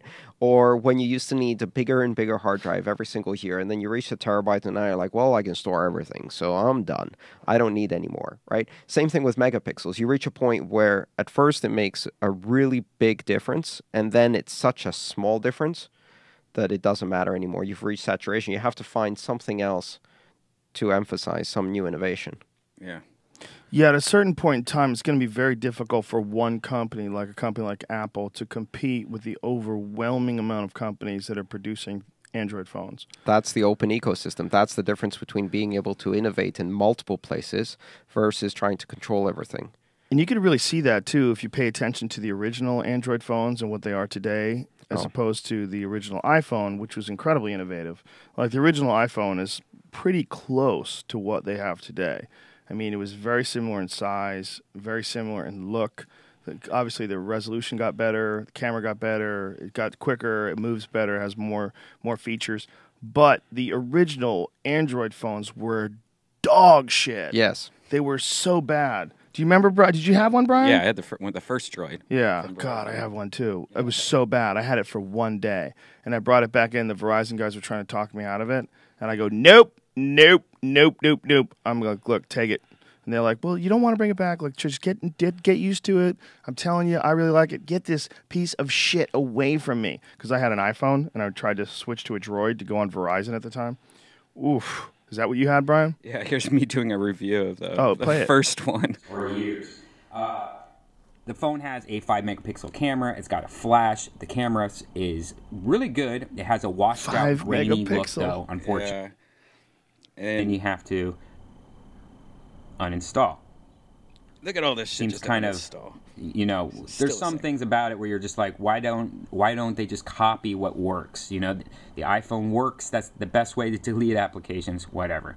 So there's a couple things here and there that I don't What's like. crazy is that, Now, you know, down the quality, line, like I more said, that Droids started becoming more unpopular, they did start copying everything that iPhone used, and that's why they're in court right now, Samsung versus Apple in court. Yeah, what is the lawsuit about? Do you know the specifics? Just a lot of different things, like the unlock screen. I think like how you unlock this, you know, the phone, and just different like, you know, operating system shit that pretty much they just kind of just copied. That Apple figured out first. Yeah. And so the new iPhone's supposed to come out in June. Is that what they're doing? June is supposedly like the new iPhone 6, and then they're going to have the giant one supposedly. It's just what they do every year, where they announce it in June, and then it's like the next month they'll have, you know, one come out, and then the bigger one, like I guess, and the only reason why they're waiting a little bit longer is because the panels that they're going to be using in the new phone are back ordered so much, because when Apple starts selling something new, it's, you know, it pretty much just destroys anyone that does that. You know, like, we make 5-inch screens. Well, yeah, Apple's going to buy 5 million of these, so it right. You know, it's their screens are different too than like that was another thing that I was reading about, the difference like between the HT1 M8, which is like probably the highest rated Android phone. right. Have you seen that one? Yeah. It's pretty fucking slick. I even an actual Apple website was reviewing the HTC One M8, and they were saying that if Apple built an Android phone, this would be the phone that they built. It's pretty fucking slick. And they actually have a different approach to cameras entirely. They have a small megapixel phone. That's a slick looking phone. Apparently the sound on these is incredible. The sound is supposed to be amazing. Like, literally it sounds like a little radio, like a little boombox. I think that's one of the big deals too, that why I haven't been happy with as much as the Android is. I really think that Samsung is not actually the best maker of the phones. I think like even like these HTCs seem a little bit better put together. Yeah, well, this one is like particularly well designed, but this one only has a 4 megapixel, what they Really? call ultra pixel phone. Yeah, or ultra picture camera rather. And I don't understand that, but it has 2 camera lenses. You see what they're doing there? While you're clicking back and forth, what the 2 lenses are, there's 2 different cameras on the back. And those 2 cameras allow you to blur out the foreground or the background. Okay, that's badass. If you so choose to. It's pretty slick for photos. I've seen the pictures. But 4 megapixels is just, the images are just not going to be as large. The real question becomes, is 4 megapixels enough? For a phone. See, I think that's what's weird Right. is phones are actually taking over cameras. I haven't looked lately, but I'm pretty sure that that the camera sales, especially point and shooters, are completely Oh, they're in the down. shitter. Yeah, in the shitter. Yeah. I used to buy them all the time because those were great to put in your pocket, but nowadays you don't need that. Yeah, I have one that I use just for after shows, like where I have people like line up and take pictures with them, and then I put it up on my website because it saves time.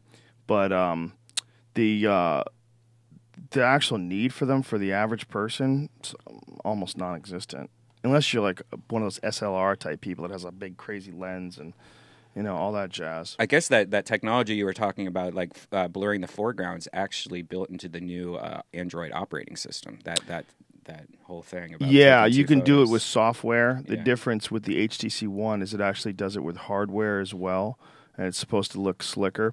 They have that ability to do it on the HTC, or not the HTC, the Samsung Galaxy S5 as well. You can do that in the background. I just think that what HTC has decided to do is try to do it with 2 different cameras at the same time.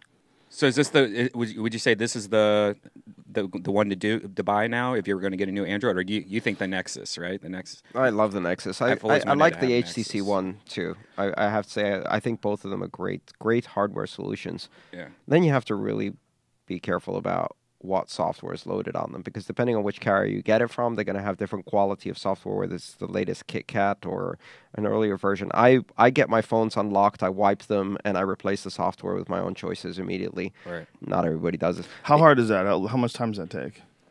It's not a matter of, I mean, it takes me 2 or 3 days to get everything done, but I mean, not Not that full much time. time. That's a lot of time, man. Nobody does this stuff. Listen, I'm a technology contrarian. Android versus iPhone, I do Android. Right. Windows versus Linux, I do Linux. Even when it's at first dog shit user experience, I do it anyway for the freedom and the versatility and But the you have a choice. Mac laptop. And I'm an early adopter on Bitcoin. And so, yeah, I have a Mac laptop, and I run... Do you run Apple on it, or do I you run ran- something crazy? I run Apple on it, and I also run Linux machines on it, too, as virtual machines. So I have a combination of operating systems here. But You run Linux on an Apple laptop? You could do that? yeah, As a inside of virtual? I know that you could do that. Do they still have that option to run Windows on Boot Mac camp. laptops? Yeah, I've got Boot Windows camp? 7 here, too. Wow, Windows 7. Man, have you used Windows lately? That's so. When are they just going to give up and start over? They're not going to. They still have a giant chunk of the market. Yeah. I love what they're doing now is that they're actually making money off of still supporting Windows 98 to banks. Like they were like, no, we give up on Windows 98 or XP, Yep. and we give up on Windows XP, but we'll, if you want to pay us, we'll still. Well, do you support it remember when for- they had Windows stores at the mall that didn't sell anything? Yeah. They had a Windows store, and I went in, and I'm like, do you guys sell computers? They go, no. I go, what the fuck are you doing? You guys are Windows, and you don't sell computers? Well, we're Windows. We're not computer sellers. We're an operating system. They sold Windows. You could buy Windows there. Yeah. Like, who's running this? Let me talk to that guy.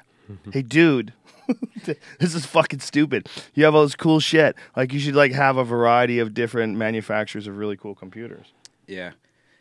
Maybe I'm wrong. They have did now the Windows stores now sell everything. They Oh, they have do? laptops. They have all that stuff, the Surface, and And still none of it's selling. yeah. I'm more interested in these Android notebooks. I saw one the other day. I think that's the way to go. If you just want a little teeny notebook to put in your, to check email and stuff like that. Maybe they did sell computers, and I'm wrong. I think there were some early Windows stores that didn't. It was just more like kiosks, or no, not.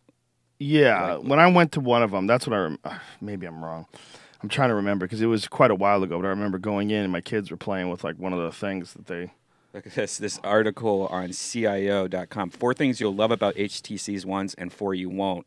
What you won't love about the HTC One M8 Duo camera is disappointing. The single most unfortunate thing about the HT One is the camera. The device rear-facing 4-megapixel Duo camera with ultra-pixel technology. Stop moving. Okay, sorry. 2 different lenses allows the user to detect and calculate the relative distance of subjects in the image. Sounds cool, right? Well, except for the measly 4 megapixels. It doesn't take long at all to realize that while the camera works fairly well in dimly lit environments. Oh, so that was the idea. They kept with a low megapixel to somehow or another have it function better in low environments. But then the quality during the day is to be left to be desired. So the what you're going to use it most of the time, probably during the day, it sucks. Okay, so there's only 2 options that are really good if you want to go with with phones. It's that Lumina and the Apple. Those are the 2 big ones. Yeah. Oh, and apparently the Sony Xperia too for cameras. Yeah, the Sony Xperia apparently has a pretty dope camera too. So I think the reason they're putting 2 cameras on the back of the phone, which would be interesting, is where you get the ability to shoot 3D directly. Because if you think about it, this phone is now wide enough that you can separate the cameras by about as much as your eyes are separated, the focal distance. Yeah. And then you can shoot direct 3D off 2 cameras. Well, do you remember when they had that for a while? They had 3D photography on some of those crazy phones. Remember? Yeah. Was it good enough? They were really weird. Real quick. And it only worked on your phone. It wouldn't work on the computer. We'll get there. The first iteration is always kludgy. And but I like kludgy. To have the kludgy. What's kludgy mean? It's rough. It's rough around the edges. It's a word I've never used. Is that an English word? It'll behoove you to start using it. It's a geek word. It would behoove me. How dare you? How dare you double it?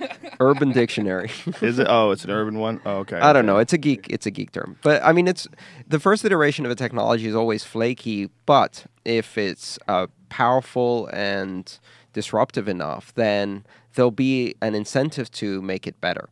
When I used the first iterations of web browsers, they were terrible. The first versions of Android, they were terrible. And guess what? The first versions of Bitcoin wallets are terrible. But I have choice, and I love that. I'd rather be on the cutting edge and be dealing with something that's rough around the edges and get to experience the technology as it matures. Eventually, it will get to the point where it's as easy to use as an iPad, which is how my mom got on the internet. And Bitcoin will get to that point too. To me, choice is more important than polish. But for other people, they go with the opposite choice, and that's perfectly understandable. That's interesting, man. Yeah, I agree with you in a lot of ways, but I think that there's a similarity to Windows and Apple. You know, as far as like Apple phones and the whole idea, the way Apple locks things down and controls it, and Windows where they don't, and they allow you to get into the registry. They allow you to do a lot of things with your computers that a lot of power users like. Then you break it. Yeah, the average person might fuck it up. And yep. So, do you think that could possibly have like a rational effect on Apple's decision to not have Bitcoin wallets outside of the commerce? Oh, absolutely, yeah. So as I said, the straightforward one is that it introduces risk in an environment that is deliberately conservative about quality, security, and control over the environment. So they're going to be slow to adopt things that are disruptive. And it's also self-serving because it threatens their payment network. And it might be self-serving because it also threatens their ability to introduce their own form of digital currency or digital wallet, which there are a lot of rumors that they're in working on that. You can take all of those together and it makes sense, but it's not a long-term decision because if there's enough momentum behind digital currencies, eventually they're going to add them.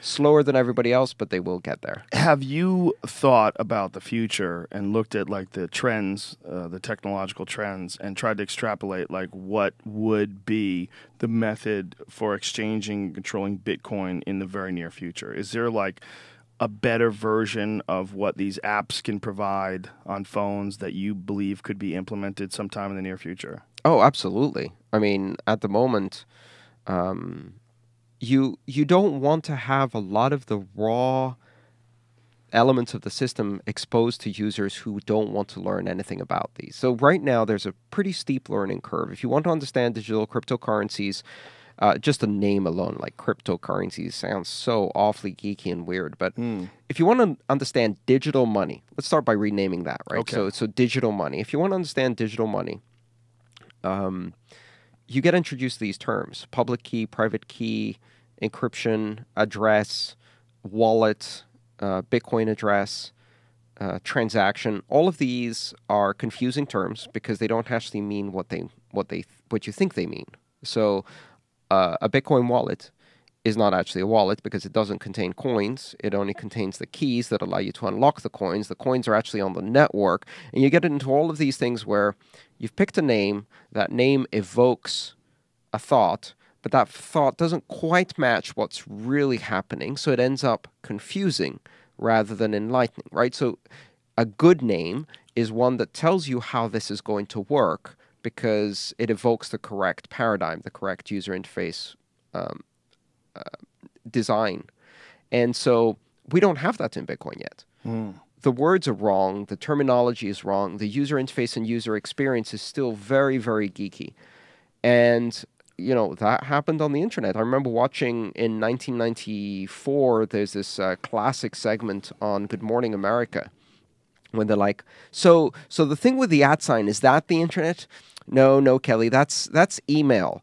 And the dot, that's the internet. And so why are there all these slashes and what is an IP address? And I don't really understand any of this, right? And you get two things. One, the technology gets smoother and more polished, and the words get, at the same time, the culture changes. And the culture gradually adopts the terminology so that now people are more comfortable with the weird words, and the words have gotten less weird, and somewhere in the middle they meet, and you get mainstream adoption. Are people working on trying to get any sort of a Bitcoin wallet reintroduced into the Apple App Store? Because there was one for a while, right? Was there more than one, or was one? There was more than one, and now there's more, too. There's new ones. Have been reintroduced already. To the Apple Store? Yes, absolutely. They use a few little, how do I call this, loopholes. Are you outing them, or should we not say their names? I won't say their names at the moment, but there are ways to do this. But then what's the point? You're the fucking Bitcoin Jesus. If you don't say their names, they don't get promoted, and they fucking die on the vine. They'll get pulled immediately. Will they get pulled immediately if you say their name? It's like an emulator for Nintendo's, like a pop up almost every day on the store. It's like some backdoor into some like food cooking program. Yeah, if people want to find Bitcoin wallets for iOS, they can search for those terms and find them. Okay. And essentially, the other way to do it is by building a pure HTML5 wallet that runs entirely in the browser. And then it's not an app you install; it's a page you visit, but it's fully functional. Looks like an application. Do they have those? We're building those. Every company in the space is building one of those right now. To avoid the whole app system? Yeah. To get around the app system and to enable users to use it through the browser. And you still have to use Apple's browser, though, correct? You can't use Chrome yet, can you? Can you use Chrome for Apple? What? Yeah. Yeah? Yeah, I think there's Chrome for They have a Chrome application now? They have Microsoft Word now on iOS. Really? Yeah. Nice. So any HTML5 browser, and that's the nice thing about HTML5, it's the new version of the web protocol, and it will run on any browser, on any device, and it will give you a full app-like experience. It doesn't feel like a web page. It feels like an application. That's interesting. That's really interesting. So that will cut it all out. If you can get online, then you can get to this web page, then you can trade Bitcoin, period. So exactly. And this is what's exciting about the Bitcoin space for me, which is that we talk about this idea that we're going to convert dollars to Bitcoin. Like, if only, say, Amazon adopts Bitcoin, then all of the stuff they're selling through Bitcoin will now be sold through Bitcoin instead of dollars. And it's like chewing out little parts of the traditional economy and just converting it into a different currency. And that is boring. It is so not the point. That's a bit like thinking that, you know, the internet succeeds when all phone calls happen on the internet and we've taken over the entire fax market, and now fax is dominated by internet fax. And the whole point is that it made fax irrelevant. It didn't replace it. It made it irrelevant. And it didn't replace phone calls. It gave people better communication tools and different communication tools. I'm more interested in what we can do with Bitcoin that can't be done today, rather than replacing the things we already do with dollars or Visa and making a better Visa, a better PayPal, a better online shopping experience. That stuff is boring. So here's what's happening.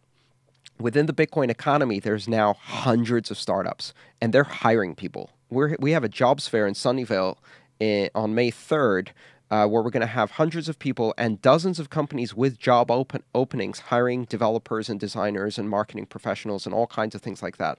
Now, for those who are probably new to this market, a jobs fair is this thing that happened before 2008, where companies actually had jobs and would come to you in order to find you.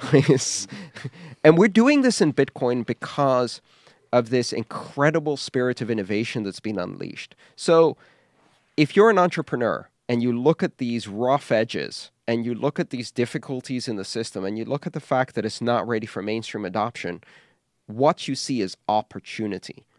Massive opportunity. Because remember, at first on the internet, you couldn't find anything.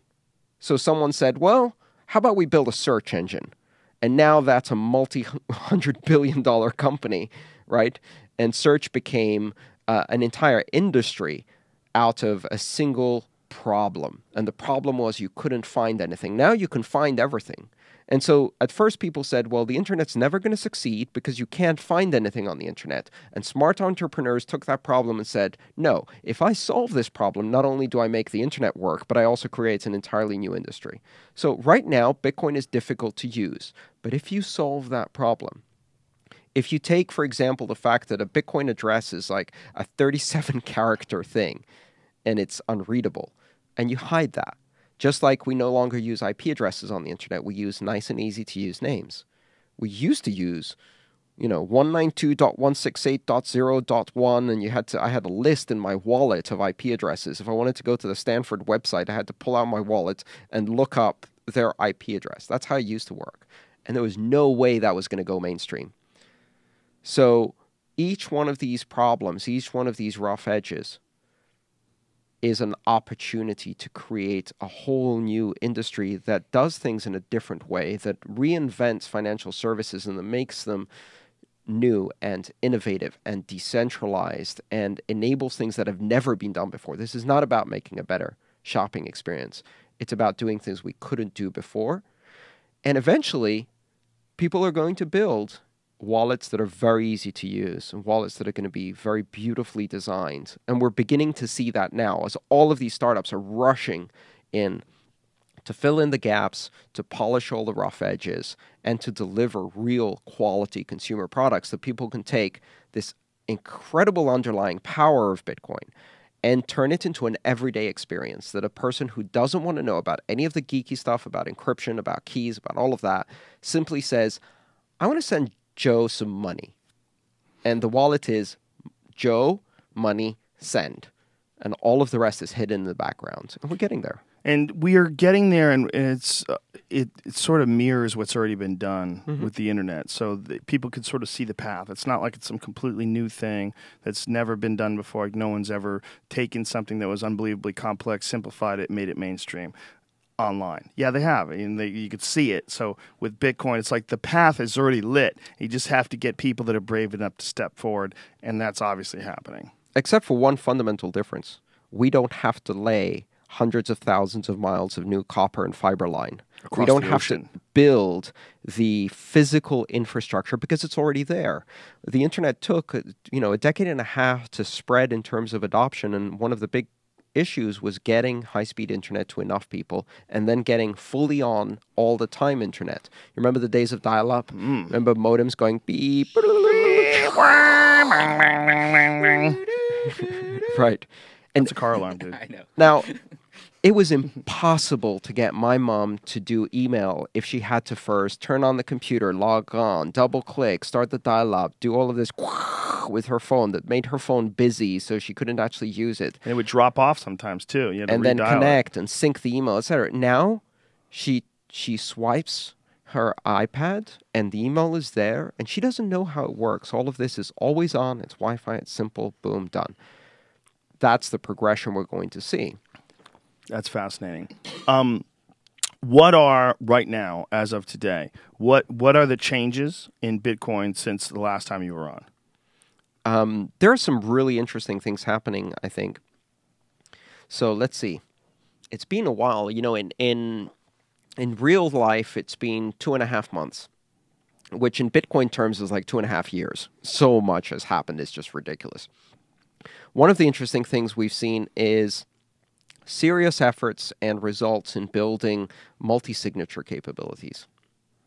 I don't think we even talked about that last time, or maybe we mentioned it briefly. What is multi-signature capabilities? So this is a feature that was added to the core protocol, the Bitcoin protocol, back in November of 2013 officially, and would work. So when you send Bitcoin to someone, what you're doing is almost like signing a digital check, and you're saying from Joe Rogan's wallet, and you sign at the bottom to say, yes, I'm releasing this money to Redman.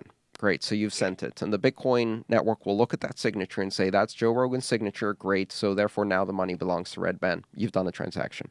So what your wallet is doing, what your phone is doing when it's sending Bitcoin to someone, is it's signing a transaction with your key to basically say, I authorize this. It takes one signature to release the money from your wallet. Multisig allows you to build wallets that require multiple signatures. So let's say you were running a company and you wanted to make sure that every single time you made a Bitcoin transaction, it had to be signed by the CEO and the chief financial officer. Right? So now you could say, well, it requires 2 out of 2 signatures. The account has 2 signatures associated with it. Both must sign in order to do that. Or you could create a joint account between 2 spouses. And you could say it requires 1 of 2 signatures. Here's the signature of one spouse. Here's the signature of the other spouse. If either of them signs, you can do it. Right? You could create a trust account where you have either the signature of one spouse and a trustee or the other spouse and a trustee to sign off for the account of a child, for example. You could create an escrow account where you say, I'm going to sell you, Joe, something, and you send me the Bitcoin, and I don't deliver. What happens then? That's a problem, right? Right. You can't get a refund. Now, instead of that, you send the Bitcoin to an account that requires 2 of 3 signatures. Your signature, my signature, and an escrow party, a third party that works as an arbitrator between us. So if I send you the stuff that you wanted and you are happy with it, we both sign, I get the money, right? So you've paid me. It's like an escrow like you do with PayPal and eBay. Right. Now, if we have a dispute, you call the arbitrator and you say, I'm not happy, I didn't get this product. And you and the arbitrator sign and get the refund, send the money back to you. But if I'm not satisfied because I really did send you the product and you just don't want to pay for it, I persuade the arbitrator that you're cheating.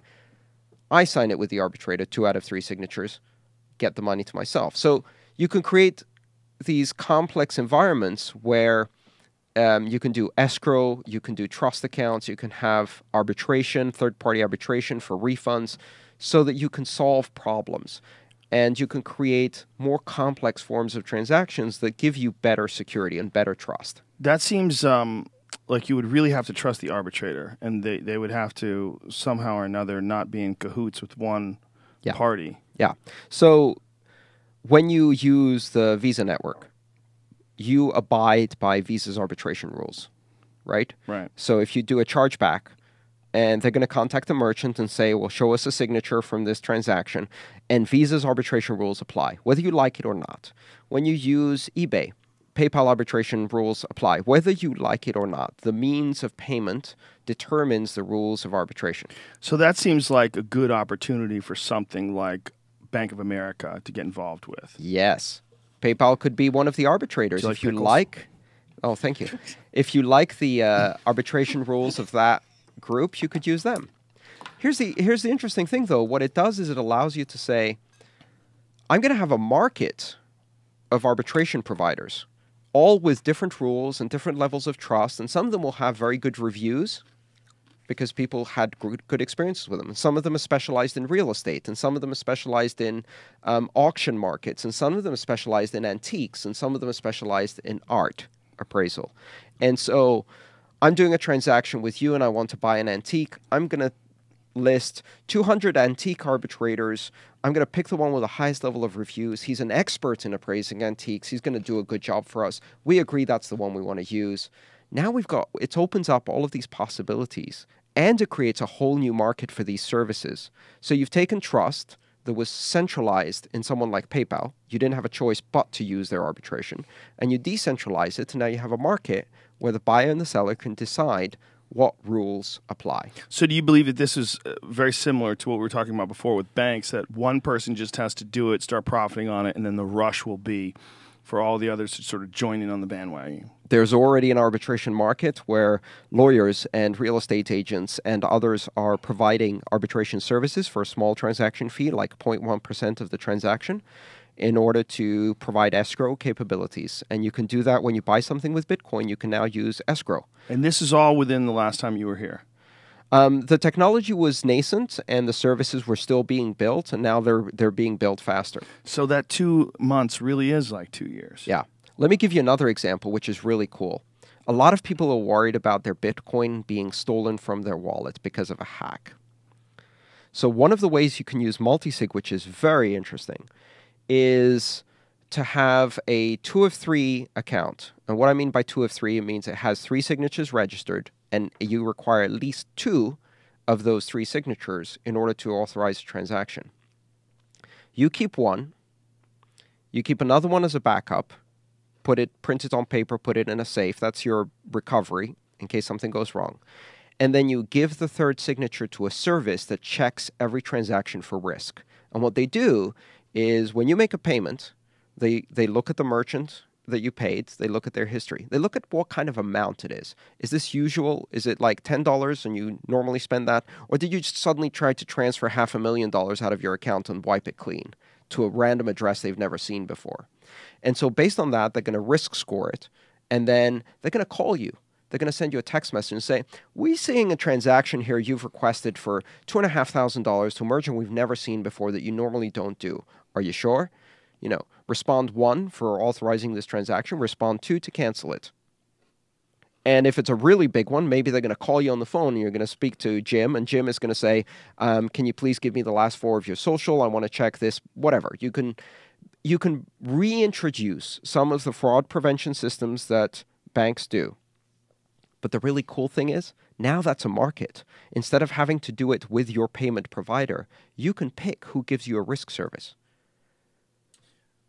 That's fascinating, but it's sort of along the same lines of the difference between Apple locking everything down. Yeah. You know it's secure. You're not going to get a virus from an app, and the wild world of like say, perfect example would be like BitTorrent. You know, you fucking download a program from BitTorrent. Good luck, son.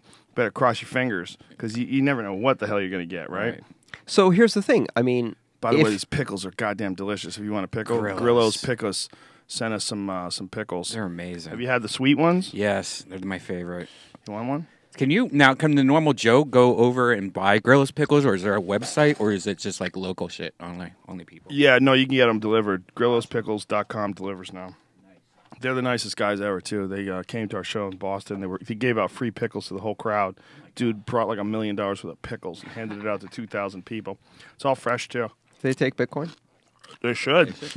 Grillo's Pickles, get on the ball, bitch. Yeah, you shouldn't really start Bitcoin now, right? Like if I wanted to buy a Bitcoin, I wouldn't want to start now. I would want to wait because I'm not going to spend $500 for a single Bitcoin. Can you buy pieces of Bitcoin? Yeah, you can buy very small amounts. I mean, you can. Where do you do that at? So most of the exchanges or place where you can buy Bitcoin, you can probably buy I think the minimum is $20 or something like that worth. Okay. So you can buy a 20th of a Bitcoin. Theoretically, you could go and buy 100 millionth of a Bitcoin if somebody was willing to sell it to you, but usually it's not worth doing for them at that amount. So you can divide it as much as you want. You do not need to spend an enormous amount. And then, again, the thing is, what are you going to use it for? If you're going to try and use Bitcoin to invest in Bitcoin, be very, very careful. do not take your retirement fund and all of your savings and dump them into this wild ride. That is not smart, right? And I need to say that again and again. People don't do that. I mean, I've done some of that, and it's not prudent, but my career is tied to this. I'm in the industry. This is not for the mainstream investor. And it's not really an investment. But I'm sorry. Please go. maybe put a couple percentage points of a nicely diversified portfolio. Like, I'll throw, $1,000, maybe $2,000. If I lose it, I lose it. If I don't, in the meantime, I can play with it. I can buy a bit of Bitcoin, learn about the technology, feel like I'm part of an early adopter thing. That's cool. Don't go putting all your money in Bitcoin. That's not smart. What happened to that one dude who had like $9 million in Bitcoin in a hard drive and he couldn't find it? So he was going through the dump with a fine-tooth comb trying to figure out where that hard drive was. Do you remember that story? Yeah. Well, fortunately, he didn't buy that Bitcoin. He was just one of the people who were involved in mining right. several years back. And then he forgot about it. And then he realized this whole hard drive he'd thrown away actually had a wallet which had 7,500 Bitcoin on it or something like that. That's hilarious, by the way. But it's no loss. You're going to have treasure hunters as a new occupation. It's no loss because he didn't actually have it. He didn't. But if he had it, he would have it. It could be a gain. So it's a loss. Yes. It's a fucking loss, man. Yeah. That's not going to keep the dude from committing suicide.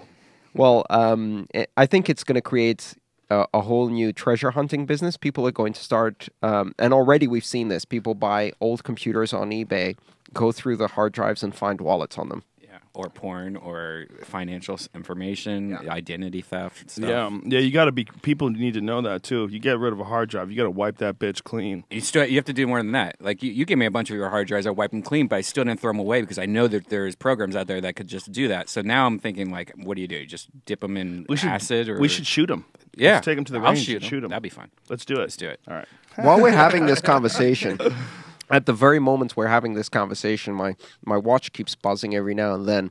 What do you got on your watch? It's a Pebble. It's a smartwatch. Oh, how dare you! You're one of those guys. Well, I'm getting Bitcoin notifications of people tipping me over Twitter as we're speaking, which is very, very cool. I'm sitting here, and as I say things, if I say something that people like, my watch buzzes a bit because people start sending me tips. It's so weird. That's pretty cool. That's pretty cool. And now it's buzzing a lot. Can they steal from you? Can they be like, fuck you? Can you get like a negative shock if you say something stupid? Are you willing to take a chance? I think that's, again, as I said, if you're an entrepreneur, there's an opportunity. Yeah. Yeah. Pay someone to wear a shock collar that's written by Bitcoin. What do you got there? So I got my I just re-downloaded my blockchain app, and then just checking to see what number should I give out if people were like, Brian, what's your number? Your address. This address right here? Yes, the address is right there. There's no dangers of giving, because people were telling me no, it's like giving out your email address. Better actually, because it doesn't reveal any information about where you are or who you are or any of that. Okay. All it allows people to do is send you money. Sweet. And that's nice because you can put that on a T-shirt. You can put it on a QR code. In fact, there was this guy who went to a football game with a giant QR code they'd printed, and during the ESPN coverage when they were on the Jumbotron, they held it up and it said, "Pay for my college," or something like that. And they made like $2,500 or in a matter of minutes because people would see it on TV, take a snapshot, and send them a little Bitcoin. Wow. Why not? There's a congressman who went to a recent meeting wearing a sandwich board with a QR code on the front where you could donate Bitcoin to him. Wow. It's perfectly safe. You could publish that. You could put it on posters around the city if you want. I might tweet it right now. That's fantastic. That's fantastic. And Joe, so many people ask me for your Bitcoin address so they could send you Bitcoin. Do you know what it is? Can you tell me what it is? If you still have the application, absolutely, yeah. Here, we'll give it out. We'll see what happens. Somebody sent me one too, and I'm like, "How the fuck did you even get this?" Yeah, I know. It's really funny. The watch is buzzing all the time. Yeah, that watch. I'm not a big fan of the Dick Tracy watch. That shit's ridiculous. I know. I only use it. Do you know what I use it for most of the time? For notifications on TripIt when I'm traveling. It tells you like bzzz, and it goes gate change, and I don't miss my flight. I mean that's cool. Useful. Yeah, I heard the Pebble's the best one out right now. Still, I'm even quite with the happy new with Samsungs. I'm enjoying it a lot. Yeah. What's the difference between the Samsungs and the Pebble? And I don't know. I got this as a gift, and it's the only one I've ever used, and I'm just still playing with it. So here's something weird that happened to me after the first here's Joe Rogan. My thing. Yeah, you still got it there. All Looks right. like somebody sent me one too. Yeah, right after I Exactly. got some Put this in front of a camera. How will that work? People can see the QR code on your phone. You can hold it up to the camera that's pointing at me over That there shit won't behind work. you. And that will and Is that gonna work? There you go. Right there. once the brightness That's good. stabilizes. Yeah, but you can publish that address, and that's Joe Rogan's Bitcoin address right there, and hopefully you can say hello to Joe with money. You can publish it later. You can just copy that, How do you get the put it in an email. If people give me any real money, I'll donate to charity. By the way, Yeah, just to let you know. that's always a good thing to do. And Yeah, I would do it. By the way, charity has become one of the dominant forms of payments in Bitcoin. A lot of people are doing a lot with charity. And it's because you can send money very quickly. You can see how the money is being spent. There's this fantastic charity that I'd like to mention, which is based in Pensacola, Florida, where they've made it pretty much illegal to be homeless. They first banned sleeping outdoors, then they banned blankets. And they tried to solve the homeless problem by busing them into other cities around and kicking them out of the area. I support that. How do we do that? Sweet. Brian, you missed the point. The point is that's evil. Those poor people are poor. Actually, most of them are veterans coming back from the war and having no jobs and having PTSD and no treatment. And Well, I don't know if most of them, but there are quite a few. and 40%. there's- Is it really? 40% of the homeless population in this country is made up of veterans.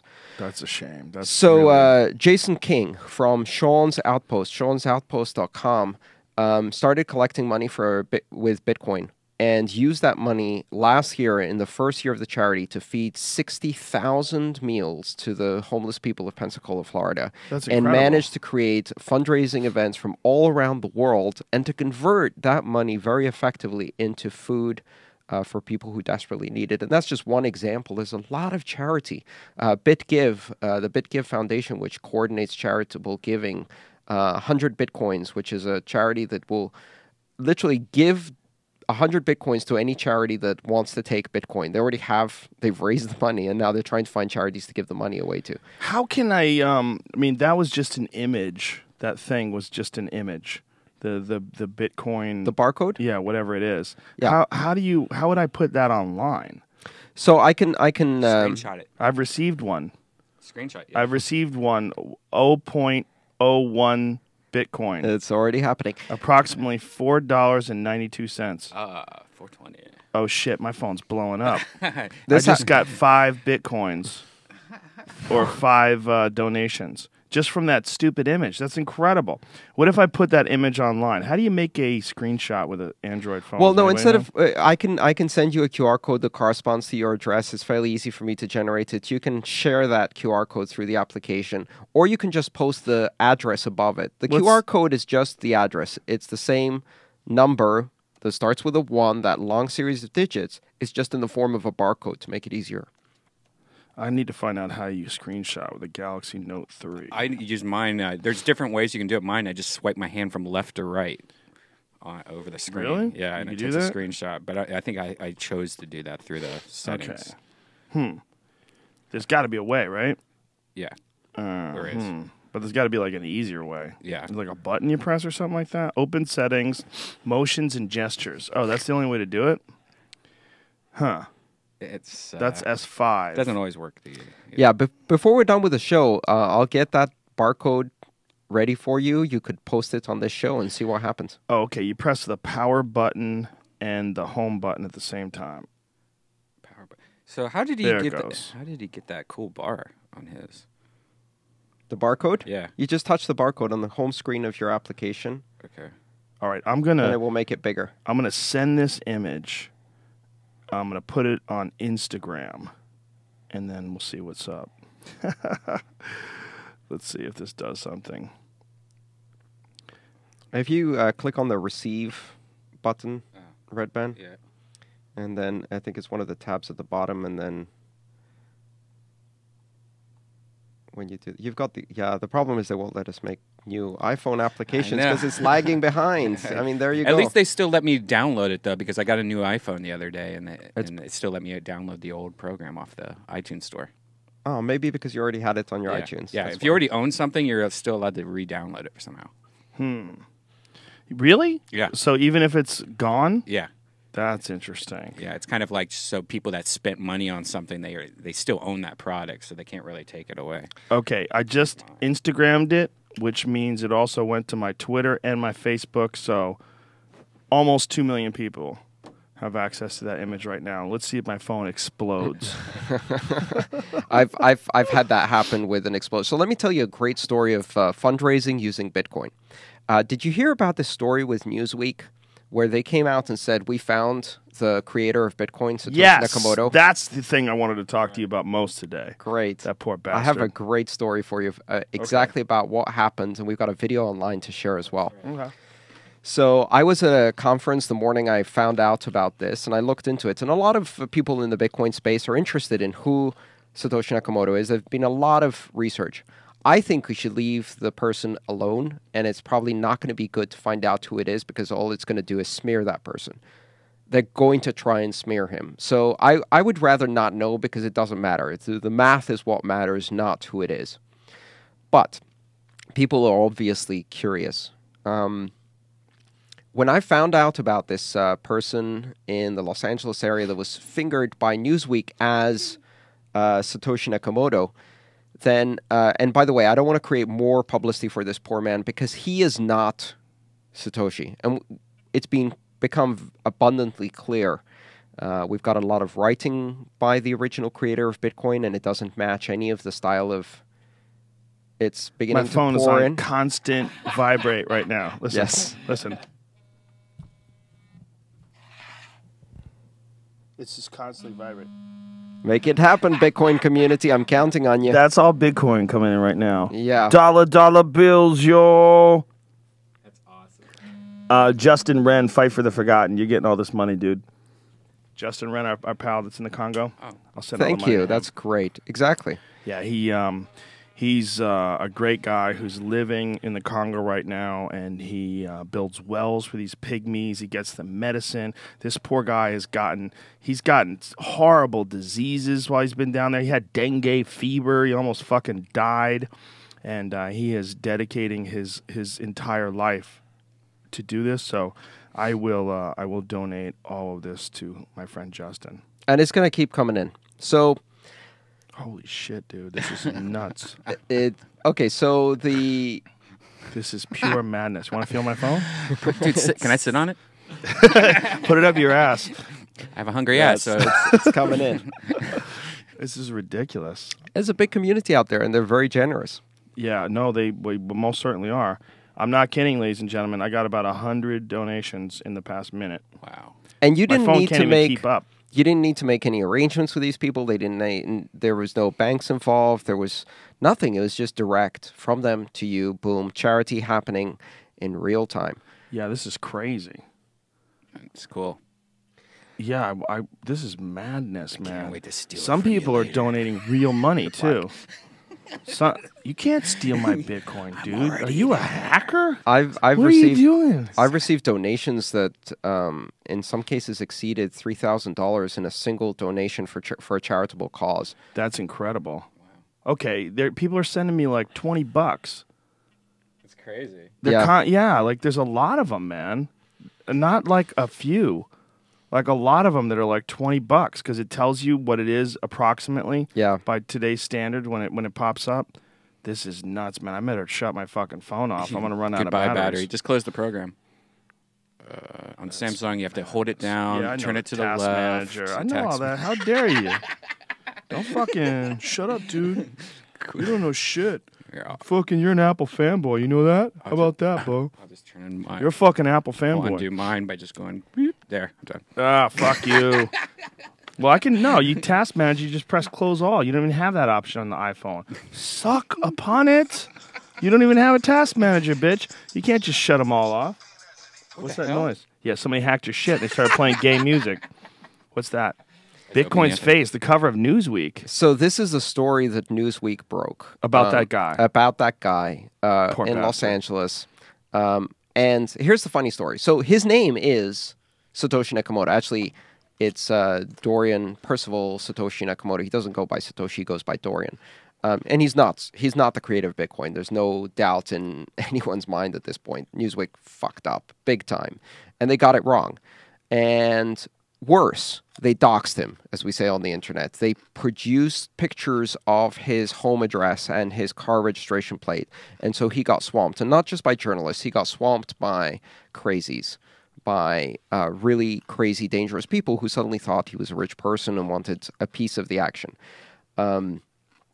It was a really horrible thing to do. Very irresponsible journalism. And I'm a very big supporter of free speech. And I think I am as well, but if you have to Newsweek be does really responsible about that kind of a thing. Right. If Newsweek does crappy journalism, they have every right to do that, and we have every right to call it crappy journalism. So Not that's how you just fight call it crappy journalism. That guy deserves to sue the fucking shit out of them. it. Won't work. Won't work? Not in this country, not in California. Why not? First Amendment is very powerful. But But there's First one Amendment, thing better. you outed a guy, you gave his home address out, and you were wrong. I feel like for sure he should be able to sue. You don't think he? I think It won't be effective, especially because the California has the anti-SLAPP statutes against strategic lawsuits against public participation. It's really strong protections for the First Amendment, especially for journalistic organization. You have to show malice. You have to show that he's not in the public interest. You have to show deliberate harm, and he has to show damages. It wouldn't work. Here's the point. Here's the important point. What did the Bitcoin community do with that? They immediately said, how can we help this man? People said, let's buy him model trains. He really likes model trains. Let's send him cash. And some people started saying, let's do a fundraiser. Let's do a fundraiser. Let's do a fundraiser. But who's going to do the fundraiser? Need someone trusted in the community. And I looked at this and I thought, I really don't want to get involved, but this guy really deserves a break. So I started a fundraiser. 2 days after this story broke, I created an address which started with one Dorian, a Bitcoin address, a vanity address. And I said, let's do a fundraiser for Dorian. And in 6 hours that morning, we raised 30 Bitcoin. And That's $15,000. And right? over a period of 1 month, we raised 50 Bitcoin, 47 some Bitcoin for Dorian. That's incredible. He can move now. And it really started pouring in, like exactly what you saw just now. Well, let's give it out on air. What is it? What's the address? Okay, yeah, let's post it on air. I'm sure he would like some more. I also got the video pulled up if you wanted to watch. Yeah, So let's play the video. So and let meanwhile, me just say Okay. what we did next, which is we need to make sure we got this money to the right person. And I couldn't do that because a lot of people came to me and they said, I'm Dorian giving the money. I'm like, no, you're not. Right. I'm not that stupid. Dickheads. The only thing I knew is what he looked like. So I visited him at his home yesterday and completed my part of the deal and gave him the fundraiser. And I haven't announced this yet. I just did a posting with a video. And he made a little video for us. So I'd like to play that video. It's for the Bitcoin community. Yes. And while you're doing that, I'll pull up his address so you can do some more donations. Beautiful, beautiful. Recording. Okay. And we can do as many as you want. I'll edit it afterwards. It hasn't been edited yet. It's still in process, the That's editing. so Don't cool. worry, it's a bit Good rough. afternoon, Bitcoin community. Thank you very much for your support throughout this ordeal that I'm still fighting. And I would like you to see this magazine, which came out in April. It'll be, actually March 14 issue of this year. The Bitcoin Face, the mystery man behind the cryptocurrency. And I'm not Satoshi Nakamoto as portrayed as a creator. My name is Dorian Satoshi Nakamoto. And of course, if I was a real creator, I would never use my real name. So from that point of view, I'm sure you guys would know that Satoshi Nakamoto is not me. But Leah thinks so, and Newsweek said so, but it's not true. Okay, I received the Bitcoin account from Andreas, and I'm very thankful for you, all these people in US, Europe, in Asia, in Africa, in South America, who supported me throughout. Thank you very much. I want to hug you. There's 2,000 of you who donated, and I'm very happy. Each one gives me a tick in my heart. Thank you very much. And I would like to further state that I'll be one of the Bitcoin user, Bitcoin community person who would contribute, even if it's a little part of this world, for good of humankind, as Andreas and many other of you endeavor to make the world a little bit better for everybody, especially for poor people. Thank you. And I'll keep my Bitcoin account for many, many years. And hopefully I can also contribute as you did to me. Thank you. That's so cool. That's so cool. I love his sentiment. I love what he just said. You know, you could tell that wasn't a canned speech. That guy was really touched. Yes, he is really sweet person. And this wasn't fair what happened to him, but the Bitcoin community came through with a really great fundraiser that will have a material impact on this person's life. That's so cool. And do up some of the damage that was caused by irresponsible journalism. And I can tell you, I mean, I spent 3 hours with him. He is not Satoshi Nakamoto, the creator of Bitcoin. No question about it. I mean, just setting up his internet connection was a huge struggle. Is that his Bitcoin address, Brian? Yeah. Can you text me that so I could put it online, or email me that so I could put it absolutely. online? I've emailed both. Yep. Did you send it to me? Nope. I will. Please send it to me, and I'll throw it up on Twitter right now, too, with the story explaining to everybody who this gentleman is and what went wrong. That's sad that they decided to go ahead and print that story with no, substantiation. They're still sticking by the story. They're still saying come we got the on. right person. How can they do that? And it's so obvious to everyone who's got half a brain cell. What does this gentleman do? Yeah, for a how did he living? get involved? He's with this? retired. He used to be involved in. I mean, I don't want to Okay, intrude in his life any further. Right. He just wants to be left alone. And by the way, he now has access to this fundraiser, so he can use this money. But yeah, I mean, they basically intruded into his life and violated his privacy, and most importantly, handled his personal information irresponsibly. But in the end, the Bitcoin community came through with generosity and grace and charity, and that's really the big thing about Bitcoin is there's so much charity going on in this space. I think that's beautiful, and it is cool that the Bitcoin community came through. But what drives me crazy is that this long-established journalism outlet would be so irresponsible. Not long established. This has been purchased. The name has been purchased by new management. Has nothing to do with the previous management. Oh, Newsweek? Really? No, this is completely new people running under the same brand.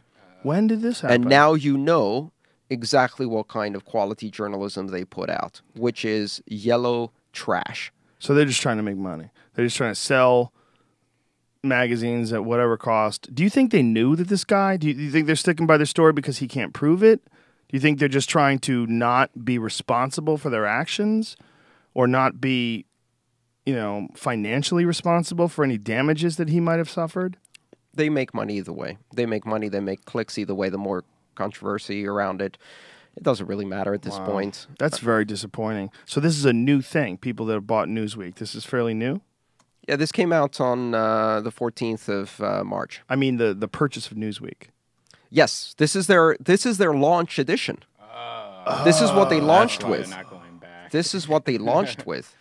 You can't go backwards on your first issue of a new Yes. launch, because that would make you like, oh yeah, we suck now. Right, We it's a admit anything. stinker. Right. Their first edition was an absolute stinker. Oh, what a bunch of dick bags. Take bags. Oh, it's so gross. I'll never buy a Newsweek. I'll tell you that. You can't do that. You can't push a guy's fucking home address out there and pictures of him. Will answer Dorian Nakamoto when his lawyers writes us. What? I like that guy. Fuck you. You gotta know, man. You gotta really be sure. You can't just accuse a guy, especially in the midst of all this chaos with the Mt. Gox collapse and the very real physical danger that is implied by first saying that someone has a lot of money, which he doesn't, and inviting all of the crazies to visit his address by publishing it. Yeah, That's they were saying terrible. he was worth insane amounts of money, right? Like $9 million or something fucking crazy like that. $90 million. What was it? The real Satoshi could be controlling up to $500 million. What? In Bitcoin at current prices. So he could hold it. I mean, he might have that much? 1 million Bitcoin. He might have himself. He might have 1 million Bitcoin. Yes. That's the estimate, that Satoshi Nakamoto has 1 million Bitcoin. Okay, but is he real? Is there a Satoshi Nakamoto? Is there a guy? Let's call him Mr. X. There is a real Mr. X? Well, I'd like to think that, she is real. She. Okay. He? Why not? She. Why not? Why not? Who knows? Who knows? She. Yeah, it they, could be he. anything. I usually say she's at one of the conferences, so make sure you treat all the ladies right, because one of them might be Satoshi. Could you imagine? So hot. Yeah, imagine if Satoshi was just a really smart, Who Scarlett knows? Johansson looking chick. I mean, the you can say it's a pseudonym, so it could be male, female, doesn't matter. Of course. Could be several folks, right? And I think the most likely explanation is that it was a group of researchers, but it doesn't matter. It really doesn't matter. But if it is that group of researchers is in control of $500 million worth of Bitcoin. Potentially in control, because we don't know what's happened with the keys. None of it has been moved. None of it has been touched. So they're all just sitting on it and it's just pretending sitting they're there. poor. It's just sitting there. Will Tesla be the first car that you could buy with Bitcoin? I don't know. You probably can already. I think there's some dealers are selling a bunch of cars for Bitcoin. I wouldn't be surprised. Dealers are selling cars for Bitcoin? A bunch of Lamborghinis have been sold for Bitcoin already. Get the fuck out of people here. are buying Lamborghini? apartments and property and planes and There's and of companies that course, you can trade it in for money, so like you can pretty much buy anything with Bitcoins with an exchange. Yeah, Awesome. and Virgin Galactic sells seats on their spaceship? flights to space for Bitcoin, and they've sold 7 already. All it 7 takes, people are going to space with Bitcoin. allegedly going to space. They might just get launched on the end of a bomb. That motherfucker's going to have to fly for a long time before daddy goes to space. I'm so not interested in being an early adopter of the fucking spaceship. It's not really I'd go space for either. it. According to Neil deGrasse Tyson, he thinks it's kind It's of high a altitude. goof. Yeah, he thinks it's kind of a goof to spend $100,000 to go like a little higher than a plane and look down and then drop back down again. Well, you do go into 0G. Yeah. And so I think it's interesting because it's that reusable reentry capability, which is revolutionary, and the way they've done it is very visionary. Bert Rotan. Well, no doubt Great about stuff. it. Richard Branson's a bad motherfucker. No argument there. I just think until you can go to the moon, you can go fuck yourself. Okay, that's what I think. Or until you can go zoom around a few, hang out there for a day. Sit in a luxury suite on the top of the earth and look down. You can only go there for like a minute, and then you got to come flying back down again. Right? Isn't that the idea behind it? Yeah, I would agree. The ultimate goal is to the moon. To the moon, Alice. Have a nice hotel there, like a really nice hotel that you can stay at for a weekend. Or something. Yes, a moon hotel. Like Or 0G swimming pools. 0G sex. How about that? Come How in about here and it facials floats in 0G? Squirt, she's ducks like she's in the Matrix. You would have, well, I guess it would still propel. It would probably go on forever. If you could stick your dick outside of the spaceship and just shoot one into space, it would just take off forever. Yeah. But it'd be frozen instantly. Girls on a rag instead of being on your bed, it's floating around your whole entire room. You're Could like, be. that's disgusting. Yeah, what if she squirts? Ugh. Yeah. Yeah, you don't want to Sorry, have sex in how 0G. how do we get I'm to this sorry. conversation? This is the Joe Rogan Experience podcast. That's how we do things over here. I'm sorry. I mean, we're going to help you promote Bitcoin, but we're not going to change the format. No, I'm loving it. No worries. So Lamborghini doesn't take it. It's like a third-party thing. Is that It's how you do it? dealers who are selling car dealers. So there are dealerships dealers that are taking that crazy that are risk. accepting Bitcoin. Well, yeah. How Wow. crazy is the risk? Listen, you get a lot of publicity and marketing, and then you take the Bitcoin and you convert it the same day to US dollars, so you don't get any exchange rate risk. And what's the difference?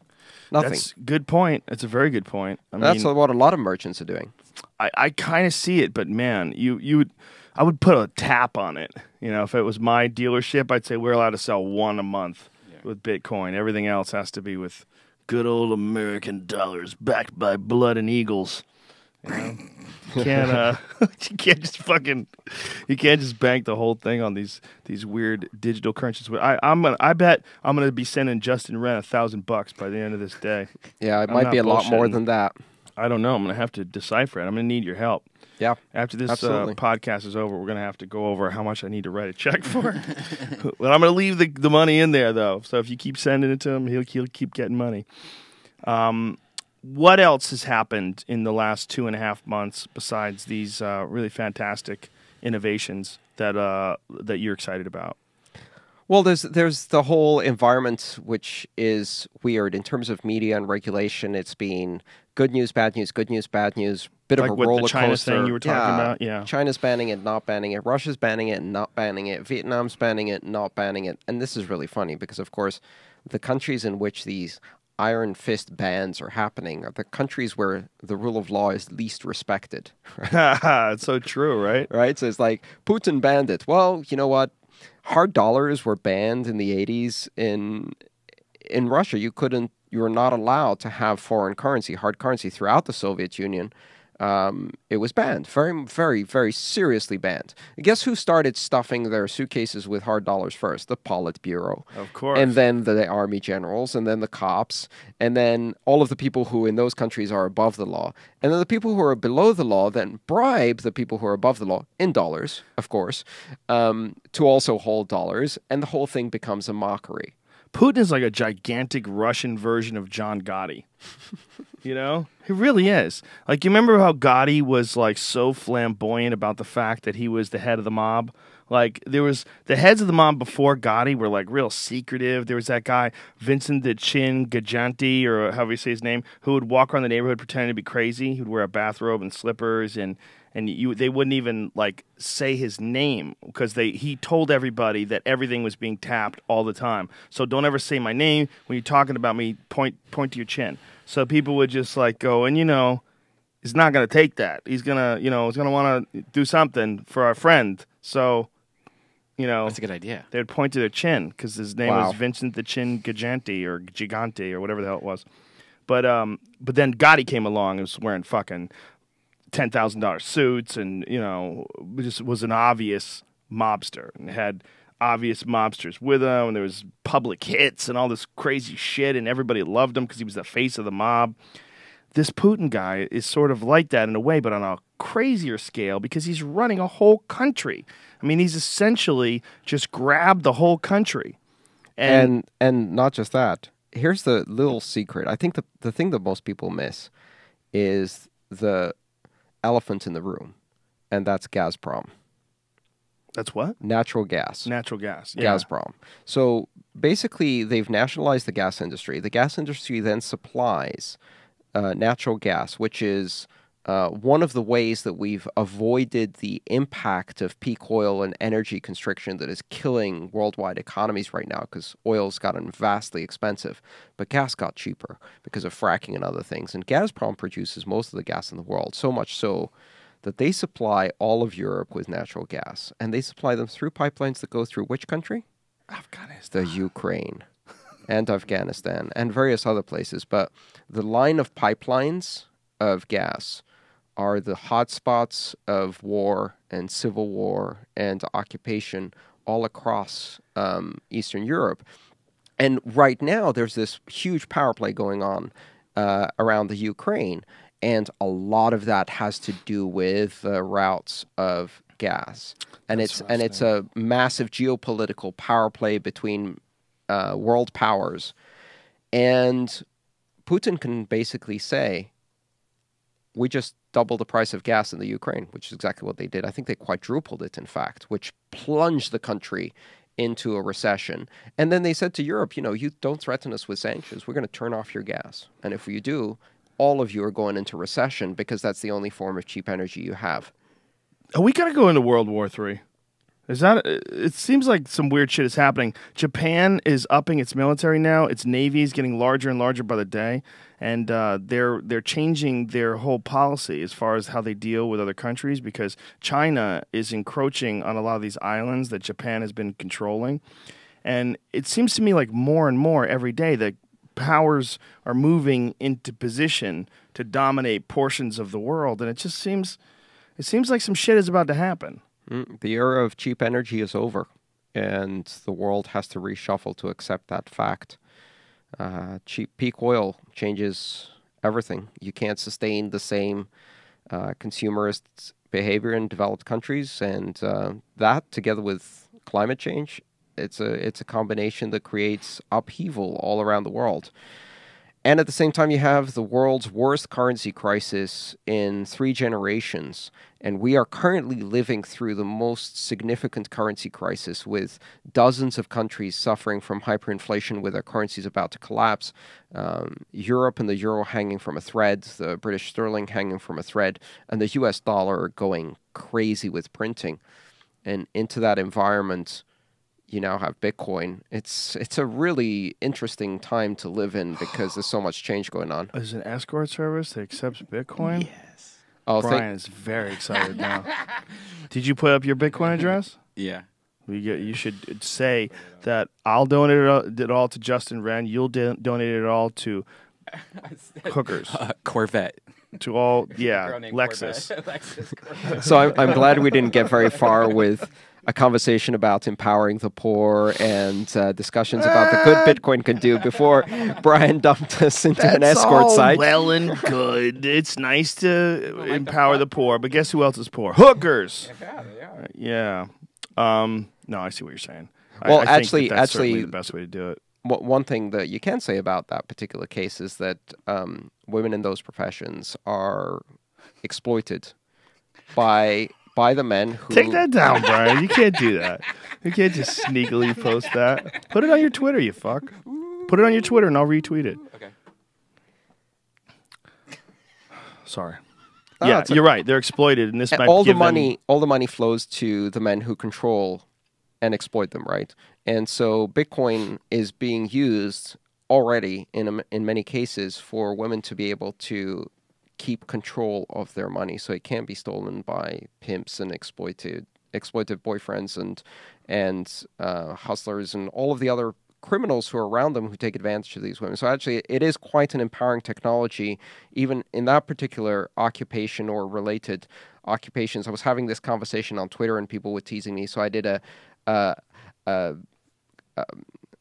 satirical shot. I said, look, I'm going to start the same business. I'm going to post a half-naked shot of me, and I'm going to make people pay me to stop because I'm a pasty middle-aged male and nobody wants to see that shit. And I'm going to donate all of the money that I raise. And now it went viral on Twitter. It's me doing a Miley Cyrus impersonation of licking a hammer. It's just like from here up, topless. It's not... But that's a smart move. But I raised, and I'm pretty proud of that photo because I ridiculed and exploited myself and raised $600, which I donated to the Rape and Incest National Network, which is a network that helps exploited women extract themselves from the abusive environments and gives them shelter. Essentially, it's like a underground railroad to get them away from people who are exploiting them or abusing them badly. That's awesome. You know, one of the things that we've talked about on this podcast before, and I think applies here, is that there's a certain morality to a lot of these big tech companies and to tech in general that I don't think exists in a lot of other industries. And that there's a lot of companies that are coming up now, tech companies that are founded by very intelligent, very educated people who also have pretty strong ethics. And I think that's rare for businesses to have like a fairly established trend of ethical consideration involved in their business practices. And one of the reasons why, I think, is because no one understands transparency more than people that are really into the internet. No one understands the implications or the ramifications, rather, of your actions, whether positive or negative, more than people that are on the internet.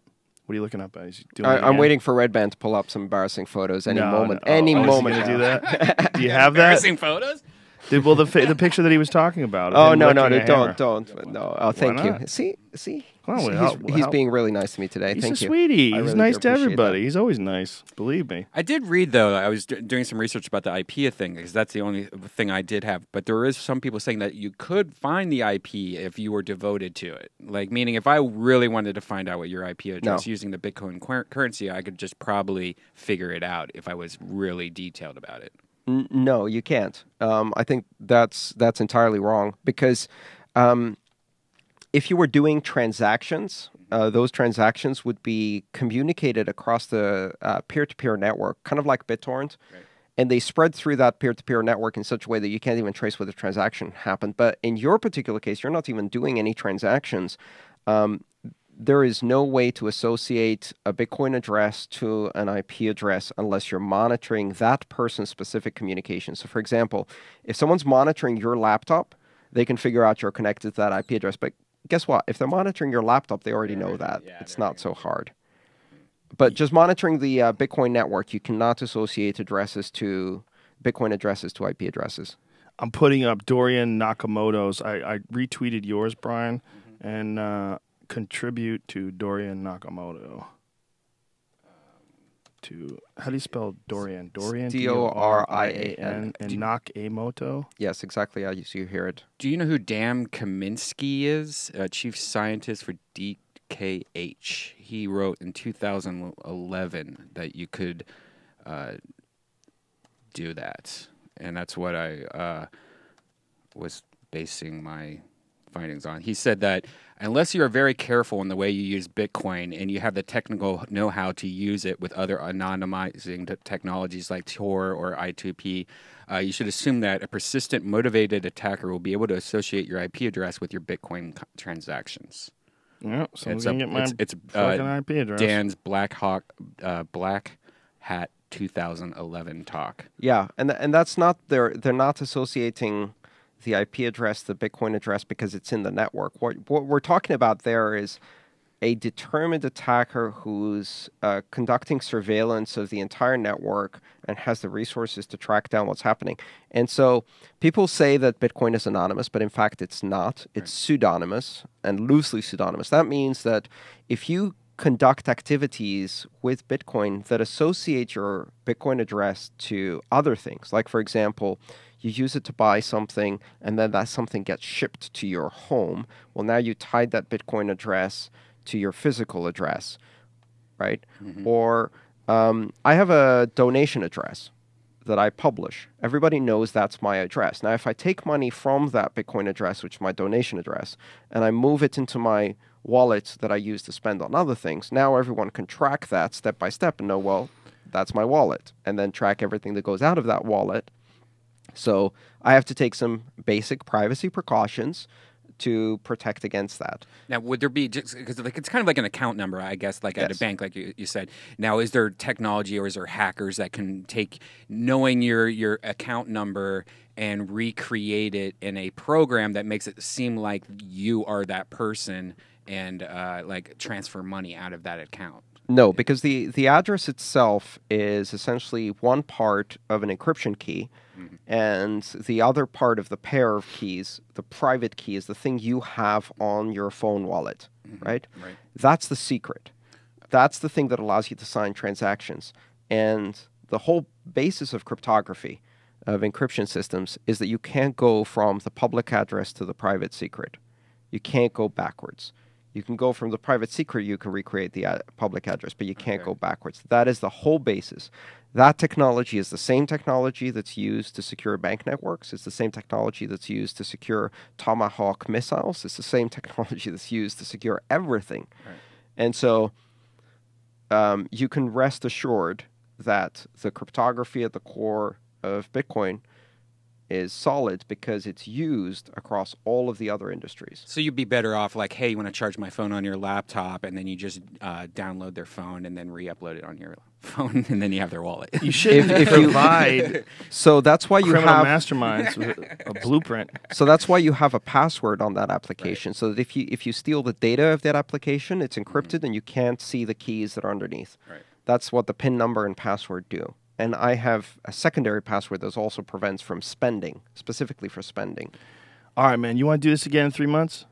I'd love to. It's about 3 years in Bitcoin time. A lot of things will change. I that's really the appreciate idea. every opportunity. I appreciate it as well. I mean, you're very, very informative. We would never be this educated about this stuff if it wasn't for you. And I think you do a huge service to not just the tech community with this, but just the general population, giving them an understanding of what this is all about. There's so much misinformation and confusion about it. I mean, just Brian and I, two fucking dunces sitting there staring at each other trying to figure out what it was before you came along. So it helps us tremendously. And I think what you're doing is it's brave. I mean, you're getting paid through Bitcoin. It's noble. You're using it in great ways. I love what you did for Nakamoto. I just posted his Bitcoin address along with an article explaining what went wrong and how he's not that guy. And I just think it's cool as fuck, man. And I'm honored that you're a part of this. Oh, thank you so much. And what I'm doing is I'm just expressing my enthusiasm for this space. But let me tell you a couple of quick stories about why this was awesome. Okay. After the first Joe Rogan experience, suddenly I had people everywhere coming and telling me that they got into Bitcoin because of that first show, because they finally were able to understand it. And I'll give you two stories. A month ago, I was in a Houston airport. I was sitting down having lunch. I was in transit between flights. I'm sitting there, and someone sees my watch, and they go, "Oh, is that the new Pebble?" I'm like, "Yeah, it is. You can write applications." And what kind of applications? I said, "Well, the application I have on here, which is pretty cool, is I can check Bitcoin addresses." I'm like, "Bitcoin addresses? Oh, that's pretty cool. Yeah." I said, "You heard of Bitcoin?" "Yeah, I've heard of Bitcoin." "Hey, hang on a second. Is your name Andreas Antonopoulos?" I'm like, "Yeah." "Were you on Joe Rogan?" "You're the reason I bought Bitcoin. I got involved in Bitcoin after seeing that episode." And I was just blown away. I mean, this is like I'm sitting down for lunch in a transit area in a restaurant. I'm not used to being recognized that way. So the better part, yesterday, I land at LAX. I go to Enterprise Rent-A-Car to pick up my car. I get into my car. I drive to the exit. I hand my driver's license and rental ticket to the booth guy at the exit. And he takes a look at it and he goes, "Were you on the Joe Rogan Experience?" I'm like, "Yeah.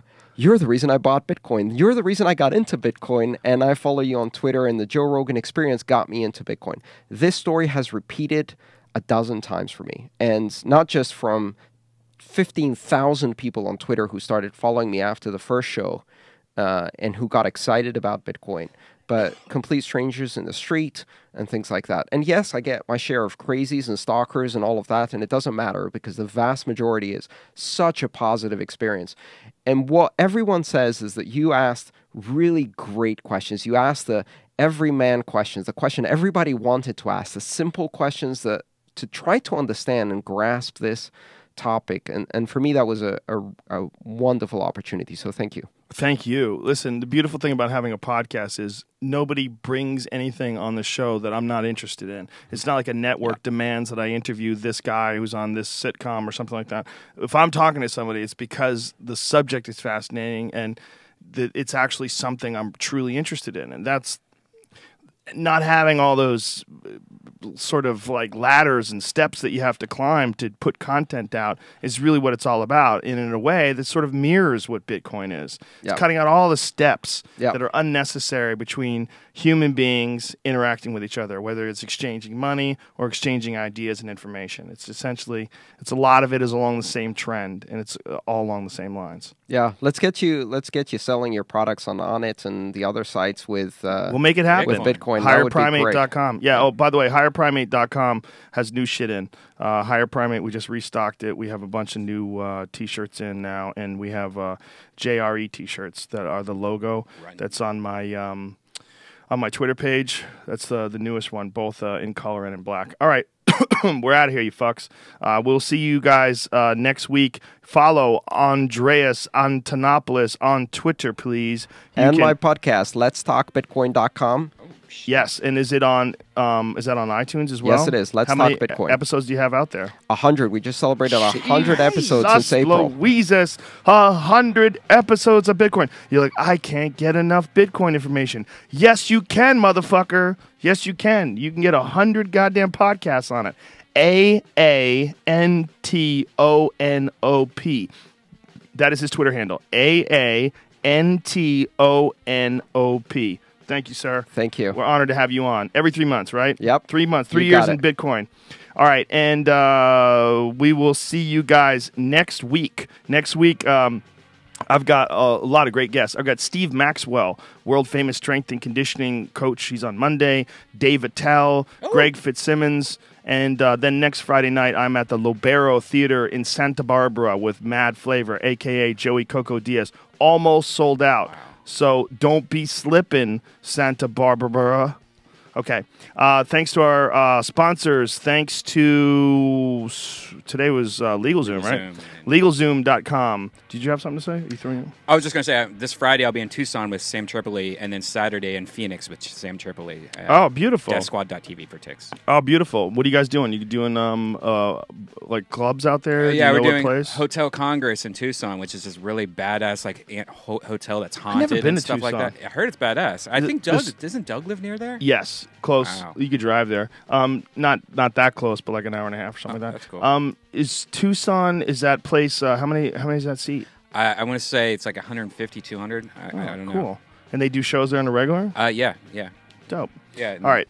Dollar Shave, dollarshaveclub.com. Go to dollarshaveclub.com/Rogan. That's dollarshaveclub.com. dollarshaveclub.com/Rogan. Thanks also to LegalZoom. Go to LegalZoom.com and enter the code word Rogan in the referral box at checkout for more savings. Thanks also to Onnit.com. Excuse me. Thanks to Onnit.com. ONNIT. Go to Onnit, use the code word Rogan, save 10% off any and all supplements. Okay, we'll see you guys next week. Much love. Big kiss. Mwah.